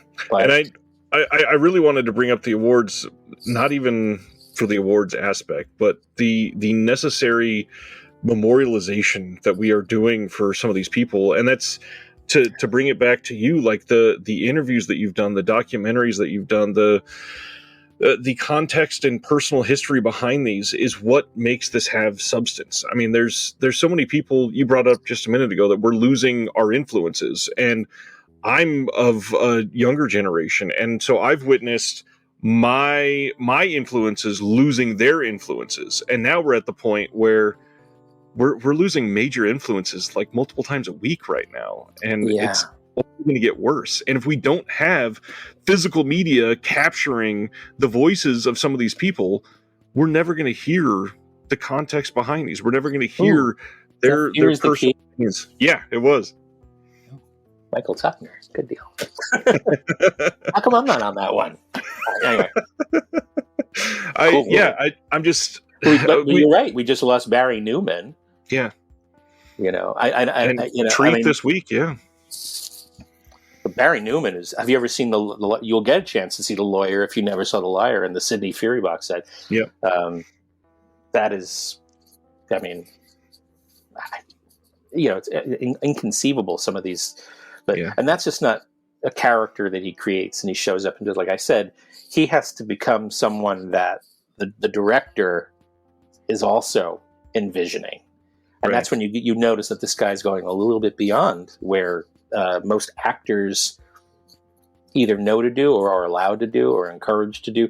It's one of those rare moments. And Barry Newman was one of these guys. And again, I sit there and I'll weep. When Richard Klein passed away, I was a basket case for a long time. It was like suddenly that was not Tuesdays and Thursdays weren't going to happen anymore. And what was bad was that there was that time I had to go back to the East Coast to deal with my dad. My mom had already passed away before, but my dad was now with Alzheimer's. He had to be moved to a home, and so I had like a certain amount of time to clear out 50 years of the family home alone with ghosts from the family, let alone other things. And so then I got back and Richard passed away, and that was, I felt like I wasn't there. I just took it for granted in a way. I mean, not that I've been seeing him up to the point where I had to go back, but he was the kind of guy. He sent me the morning his cat, Snowflake. He had a cat, beautiful white cat, and it passed away. And he texted me in the morning that Snowflake passed away, and I'm like sitting there going like, oh man, and he's confiding to me. I mean, like, this guy taught me everything that was one of those formative voices for me, and I was just lucky enough, to get to know him on a personal level too. But that was again a kicker for me because he was human too, and so that got me. Same thing with Sergio. It's like these certain people, they really did get it, and I think it's good to cry. You don't have to cry, but it's just weird to think that you can get such an emotional connection, like the Treat Williams thing. I get it. He was not just in a couple of movies that people loved. Yeah, he also backed it up by being a good guy. It's like, oh yeah, I don't recall hearing horrible stories about Treat Williams. He was a good, generous guy, brought people with him, treated them with respect, treated things without, what's the word? He didn't look down on the films that he made. Yep. He chose, he trusted the films that were given to him, and he did his best, and he was really good, But you start to care when they're not there anymore, because that's like, oh, wow, gone, and they're gone.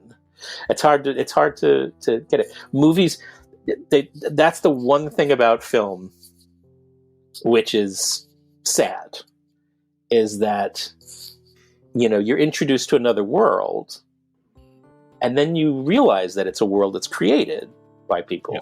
And then if you really get like into it, which people we're talking of, our audiences do, you start to really, films reflect not just your interests, but your imagination, and you start to care about the people who provided you with these opportunities to just think and live somewhere else, maybe that you liked. And so I understand, like, when a director like De Palma makes a movie that they wouldn't have, he shouldn't have done that movie. Nah, well, maybe you shouldn't have gone to see it. He made it, but I understand how you can feel that way, because in your mind, I mean, if you've ever seen that movie, Room 237, about The Shining, which isn't, it's not about The Shining. It's about the relationship audiences have with what they watch and what they bring to it. So that's why one of the reasons why I thought that was a great movie, because the only thing, it's just using The Shining as like an excuse, but it does show how people have great perceptions to bring, and you can't help it. Some people don't get that, And that's fine, because the medium wasn't meant to do anything but entertain and make money. But when there's something behind it, you start to care about the person who did this for you, and you can't help it. So it becomes poignant. So I really do. That's why I love the arts, and I love people who respond to it in different ways, different levels, even academic. I mean, I get it. It's when they say I love movies, some people really do. I used to have a great argument all the time with Roger Ebert that he doesn't give a fuck about movies at all. He really hate. I said, you wouldn't have 2 books called "I Hate Movie." I hate this movie. You wouldn't have Dog of the Week if you didn't want to create some kind of moral gimmick that doesn't really exist on any plane, because you're doing what you're supposedly, And he goes, I'm just supposed to give a thumbs up and thumbs down. And I go, well, I don't have to respect you. Way to reduce that. I can like your work, but certain things I think are certain hypocrisies. I just like, when you're toying with people's perceptions, you're also toying with other people's careers. And I know a few people back in the day who, when Siskel and Ebert gave a Dog of the Week, that was the end. And nobody wants to admit that. They want to think that it did. And they were told, So yikes. I have but that's a critic, that's the job. Right. And that's why, even Sergio, I would tell him, I go, I hope you're not going to say that in my presence, about this movie. I said, you're entitled. Everyone's entitled. I'm entitled. Everyone's entitled to feel safe. But, that to me, it's sort of like, you're talking about yourself, and if you really are this person with such an open heart and such it's to me, sort of an unfortunate aspect to human nature, which everybody, it's everybody. It has nothing to do with singling out anyone, but yeah, I mean, and you're right. I mean, you're right to feel this way. This year in particular, we've actors or directors, we've musicians, especially. I mean, comic book artists. God, every which way, life just goes on. But it's really it's for me. I'm sitting there and I'm trying to get all these projects done and not get fired and just get it done, please people.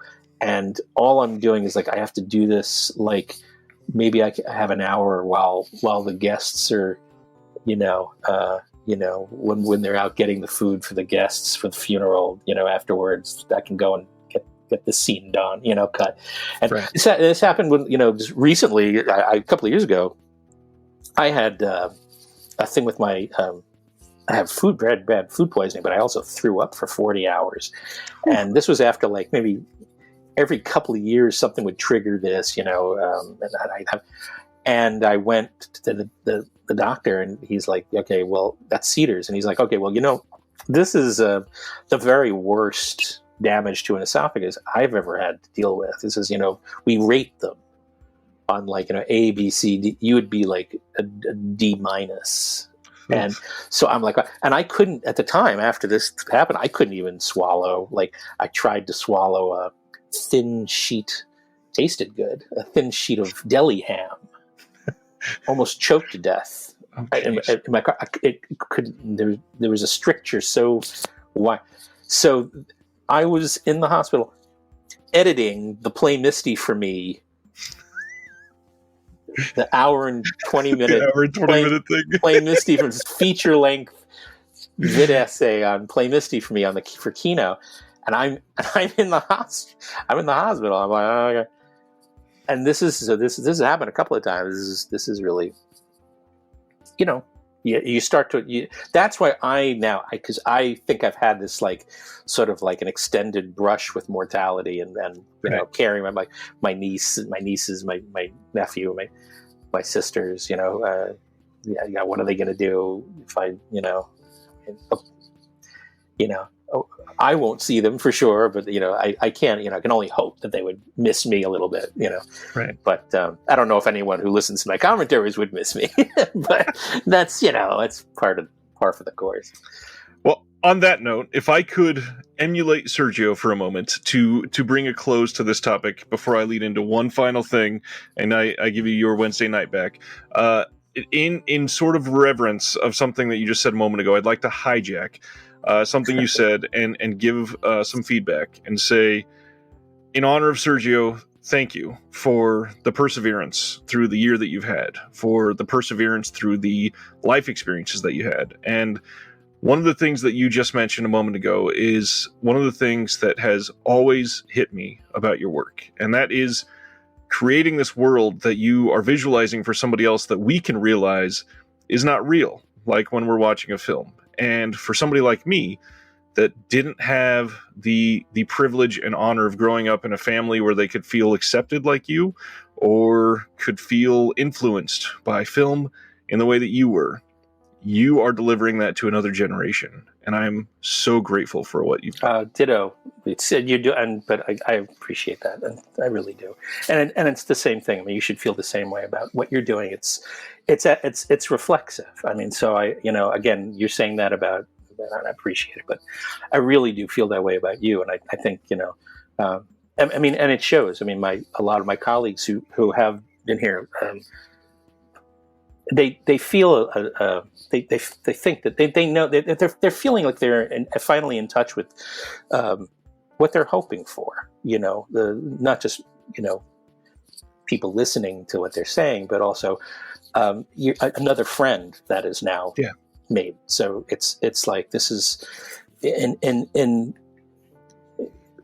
things that deal with language that was created by human beings and manipulated by human beings. It's also nice to know that there's people out there who will give all sorts of these meanings and these different people a chance to try and understand them on their own merits, not for the ones you expect from them. So, I always tell people, like, if, I would love you to watch this movie, but I hope you accept it on its own terms and not the ones that you're creating for it. Right. I mean, and it's not an easy thing, but I really do appreciate, what you say. I would appreciate what you do. It's hard when it's being told to you when you're definitely not used to hearing it. But I really do. I appreciate it. And it's great. It's great that you consider, all these people who are doing it, because we're definitely not all the same, but we feel fortunate that at least for now people want us to keep doing it, but thank you. I mean, again, I really appreciate that. I am happy to deliver it, and to try to end on a little lighter note, if I could sort of lightning round some questions at you and just get a real short answer for some things that are meaningful to you. Sure. New York, what is the first film that comes to mind when you think of Long Island?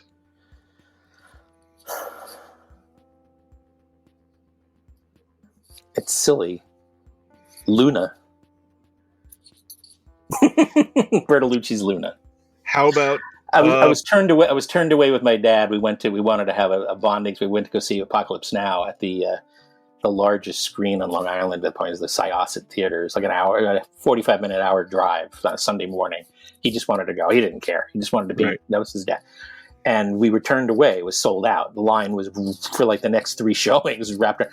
So we went across the street to the Cinema 150, where it was a curved screen. We saw Bertolucci's Luna, and that was like a religious experience. So we shared that. So that's why. That's the first thing I think of, because that was an excursion, a Sunday morning excursion, sort of impromptu, and we were so strange. But how about now for L.A.? Oh, what's the film that comes to mind for L.A.? Oh, it's a mad, mad, mad, mad world. Nice. Which is lifelong, yeah. How about what film did you not get to see? Oh, actually, I'm sorry. Yo, you're good. Go ahead. John Landis's Susan's Plan.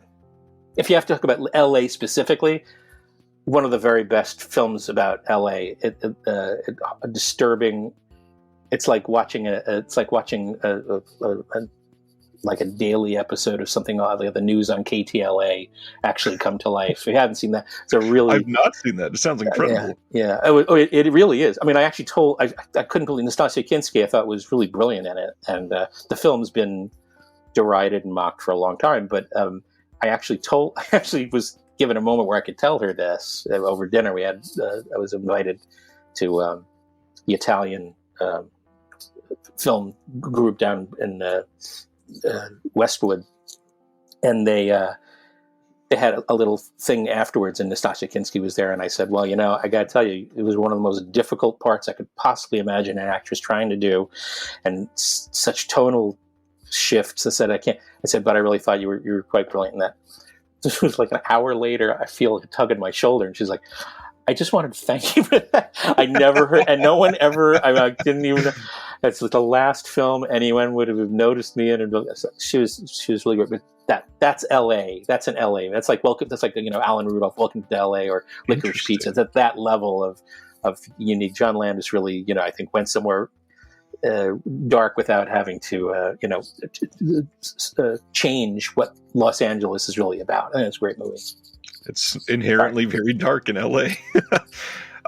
What is the film that you did not get to see on opening weekend that you wish you could have? I don't even remember opening weekends, to be honest with you. My family usually went when I trusted them with, what I saw. What about one before your time, maybe? Oh. That's hard. It is. That's hard. I mean, I've seen so many movies, first of all. Yeah. It's like, I don't know. It's a great question. Okay. It deserves an answer, but it's like looking for a needle in a haystack. I'm sure there has to be. Oh, The Wild Bunch. I would have liked to have seen an opening weekend. I think we saw two or so weeks after my family went. It didn't come to a theater near us. It wasn't in the theaters but once I saw it, I remember feeling, and I don't even think I was in kindergarten. Maybe I was in kindergarten. I was actually angry that we didn't go and see that first. So that Wild Bunch I can actually say, because my mom and I ran to see Cross of Iron when it came out, and that was stupendous. Wow. Ken Russell, I think I saw everything. Well, not opening weekend, at least in my mind, it was, close. in the heyday of exactly in that first week or first weekend maybe, but not the first. Yeah. But yeah, I was never opening night oriented. I just wanted to see stuff, so. All of my personal answers for that would be just to see the way the zeitgeist was affected for it. Like the original King Kong, just everybody going, what the fuck? Yeah, right. Okay. That's a profound answer, sure. Yeah. Yeah. Gosh, the last thing, and I'm sorry to put you on the spot like this. Okay. Grief and death. To bring it back to another personal point before we leave, okay. Is there a film for you that has been personally very comforting, that if somebody is going through a year like you've had, or like our society has had, that you would say, hey, this is one I've turned to, maybe it'll help you? Well, it's another strange one, and it's another Peckinpah. It would have to be Bring Me the Head of Alfredo Garcia, because it's a movie that I don't remember seeing a film that emotionally affected me, brought me into that character and his reflection on what makes a life. You see so many movies about people going through experience, and this guy's experience rested only in his heart. Yeah. And to me, that's the one I would recommend to people, sort of just to put existence into a context, not necessarily one that unfortunately explains it or makes sense out of it. But I think that's maybe a little bit of the point, or one of the points of that movie. And he's always sort of, Peckham was always sort of, when he was coherent, he was, I think his heart ruled. So all those movies that he made, even the ones like Ballad of Cable Hogue and Junior Bonner. I actually go out of there crying, at the end, like baby, Ride the High Country. I just weep. And it's only because he made me believe not just the world, but like what you're saying. I feel like I've lived that character's, experience, that weariness, right, that tenuousness of existence. And it's, Mike Siegel, who's like become the master behind, Peckinpah, and getting him out there to people. He called his long-term documentary Passion and Poetry. And I think that really, that gets me, I get it. People are flawed by design. Not everybody is a beauteous individual, even those that maybe we think are, we don't know everything about everybody, but everyone is, we're a flawed specimen. And to have people who unashamedly admit that we have those flaws, those fractures in our soul, our morality, or our ethics, does that mean we're to be judged by those flaws? And it's interesting. Of course, that's mainly why I enjoy a lot of these directors who had like a sort of a left-wing bent. Yeah, because they took the time to explore that those aspects. Judgment. Punishment. Crime. What are the crimes? What is a crime that is, and the fact that they got me to feel without necessarily understanding, like, we talk about doing the Kramer piece, his last decade of films is just pretty much hated critically. And there I'm watching it and I'm just realizing, wow, here's a guy who with these last movies suddenly changed his whole idea of what the films meant to people, to generations, teaching us about injustice, teaching us about the things, the terrible things that people do get away with morally, ethically, to other people. And here, suddenly, he's critically out of touch, commercially out of touch, and without hammering his heavy-handedness, quote, which is critically, what he's assigned, his heavy-handedness in his heyday, when he was successful, showed that people were afraid of this education he was giving people because it made sense. And right. Some people didn't appreciate that. But now you have a director who suddenly changes. And after one movie where after a life, almost a lifetime of, 35 years, 40 years of making an acclaimed, emotionally, these epics of morality, suddenly he's making movies about his confusion as to who he now is, who is listening to him, why would they listen to him, and what is he trying to say?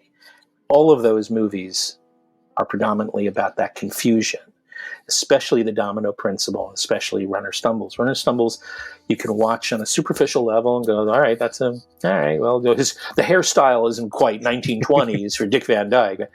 But, I'm watching it and I see that Dick Van Dyke has a very striking physical resemblance to Stanley Kramer. And having talked to, having done that interview that's on the Domino Principle disc with his widow, Karen Kramer, brilliant woman, and lovely to talk to, and very generous with her inside views to her husband. He, according to her, he was someone who had to fit the main character with all its flaws, with all its hand in glove. And I could not shake that when I started watching the last decade of his movies, which had all been sort of critically, some of them were truly reviled, and then they were. I mean, Domino Principles was reviled, and there it is, and I'm like, wow. All these things that were leveled about the film, like, the plot's confusing. They didn't understand it. Gene Hackman's a character, doesn't understand what's going on. He's totally confused. And if he's confused, how are they not going to, how come we're confused too? We don't. Exactly. And I'm like, did you ever think that Stanley Kramer feels like he's a little confused too? The people that are controlling him. There's the social relevancy. It's also pretty much his idea of saying, this is the studio doing this, and I've never been asked to cut a half hour out of my movie before. What is that about? Why am I making this movie now? What is this about? So he's really doing, what I kind of start calling like these bio-metaphorical, these biographical sort of surveys of themselves at the time of making the movie, and it's heartbreaking. So that's sort of like what I come out of this with, is that it's a commercial, it's a job, and people are hired to make these movies. Not everybody, some are luckier than others, but the ambitions are different. Right. But for a commercial filmmaker and commercial film, their films do exist on more than one emotional plane, certainly a biographical plane, subtextual plane, and that in itself, to me, is the achievement, is that they found not just the director, but the happenstance. Sometimes it's brutal, and it just ruins their lives. It can, but at the same time, I'm just a viewer. So I'm, for however long they want to give me with that movie, before, during, and after seeing it, I'm just an empath. I'm trying to figure it out. I'm in it for the language and for the people that figure out new ways of using it. So again, I can't appreciate what you're doing. It's so great because, you're actually giving people like us, who are the low men in the totem pole, we're not all historians, a lot of theoricians and things like that. We just have a sort of gut instinct about movies and take it or leave it. But I'm glad that you guys take it, and I really appreciate it. And I'm hoping that, you also get the chance to, sit in our shoes eventually, because I think you obviously have an awful lot to say. And whatever it is, I'm positive it'll come from the heart, and at least an attempt at using the intellect to at least try and articulate it. So thank you. I think that's the perfect note to call this on. This has been fascinating, and this is going to be one of those ones that I'm going to have to go back and listen to myself a few times, because there's just so much intellect in this. I appreciate you so much. Oh, thanks so much, Fred. There is. Well, then you're doing the next commentary with me. There you go. This is how these marriages are born. Let's do it. There's going to be links to a bunch of Howard's work in the description below, of course. Howard is on every single one of the box sets coming from Imprint in July, so buy them all, because they're probably going to go a lot quicker than people are ready for. You're on Kino stuff. You've been on... you got umbrella stuff coming up. You got all kinds of stuff. What's one coming up that you're super proud of that's been announced already? Oh, well, all the Imprint stuff is okay. Everybody really hit the Imprint stuff hard. Also, I predominantly edited this thing on the new Severin box for the Comic Strip Presents. And I definitely want to do a shout out for that, because I certainly wasn't. This was my inauguration to that show, and I once again I would Dave Gregory for that experience. I loved working on that. As far as my experience with them, I can only go for when I'm editing for that. I can only go so far as to either what's given to me or what I literally understand how to handle. So that was hard for me. I hadn't experienced anything that I was totally alien to, right. And there's so much on that box set. Again, it's typical visionary Dave Gregory, Severin I mean, it's like it's like you don't have to expect it from them anymore. It's just like, what are they going to do? And you just take it. So many people are blind it's buying. Overwhelming. So, yeah, that one, this one episode in particular called "Mr. Jolly Lives Next Door" with Peter Cook and Rick Mayall and Aid Edmonds. Man, I warned you. Don't even have particles of food near your mouth during that. I mean, you'll end up in the hospital. It is brutal comedy. Unlike most other things, they really had their own little stamp. So that and everything is different on that. All the films on that are different. So I highly recommend. I'm kind of proud of that in a way, just by association. But the Imprint stuff is really been wonderful because they encourage video essay, and they do not interfere with what you're trying to say. I'm sure if it was really egregious that they would have a reason to. So I haven't gotten that yet, but that's great. And Daniel Kramer, who put the Sidney Furie box set together, that's from his heart because he was Furie's biographer. But not just that; it's transcended into quite an emotional relationship between the two. So there's something that means a little bit more. And I think Daniel just did an extraordinary job. Sort of coordinating that. That's going to be this series of sets are going to be really fun, for sure. And I really loved the Dick Richards thing too. I think that was an unexpected treat. Mortuary I always thought was like, I don't understand why people just said it was blah. I know there was like an hour cut out of it, which you can see where if you watch the movie lifted. I mean, most of the segment, but it's really quite an amazing film. What he got away with PG too is good God. But I was allowed to do something on every. He only made basically, not including Heat, 6 main features, and they, thrust of that piece was I saw them all. Those I saw all like at least opening weekend. Got my entire life. Starting with like Culpeper Cattle Company and ending with like Man, Woman, and yes, I went to see Man, Woman, and Child in theater. Richard shot it. Richard Klein shot it. So I had, it was like one of those things. Like I talked about it with him because he wasn't so impressed with his work. He thought it was, but he never was. But I thought was really, really good to do. I feel like I unlocked him. You read reviews, and there's just no attempt at giving this guy any kind of a personality. But you look at people like his the people he worked with, his colleagues, were these other commercial directors that made an impact. Species spicy meatballs. If you're my age, you go, oh my God, yeah, okay, cool. Charmin, don't squeeze the Charmin. I mean, you grew up with this crap. These were people like Howard Zeif, who did Slither and ultimately My Girl, and you had Jerry Schatzberg, who, did Puzzle of the Downfall Child, and some really insane dark films, and they're not known for that. They're known for what people say, oh, it's comedy drama, blah, blah, blah. And then you have Dick Richards, and these are far more complicated guys. They weren't following rules. If anything, they probably looked at Robert Altman and said, yeah, you make sense to me, defy, right. And I love that.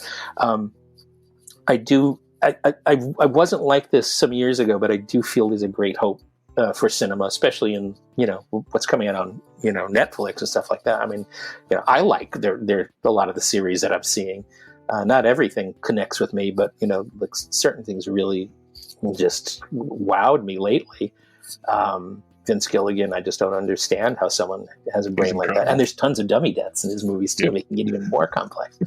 But he, so I do see I didn't see a great future. Now I kind of do. And when I saw Licorice Pizza, I mean, goddamn, is there a happier movie, a happier, darker film than Licorice Pizza? I was just like, wow, the language is back. Wes Anderson, who I despised, stupid bias from days when I was like, oh, I'm not. Another one. It's just like, how the hell? Brilliant. Everything. I just trust him. I don't care I don't care whether I find it whatever. I shove it all aside, and I'm gonna learn as much as I can. It's a good time.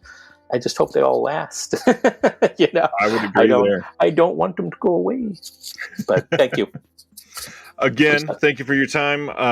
Everybody, please just look at the links in the description below. There's so much that Howard has done that I will wholeheartedly recommend. And Howard, again, thank you. This has been profound. Thanks so much. Have a great night. Great night. You too. Thanks.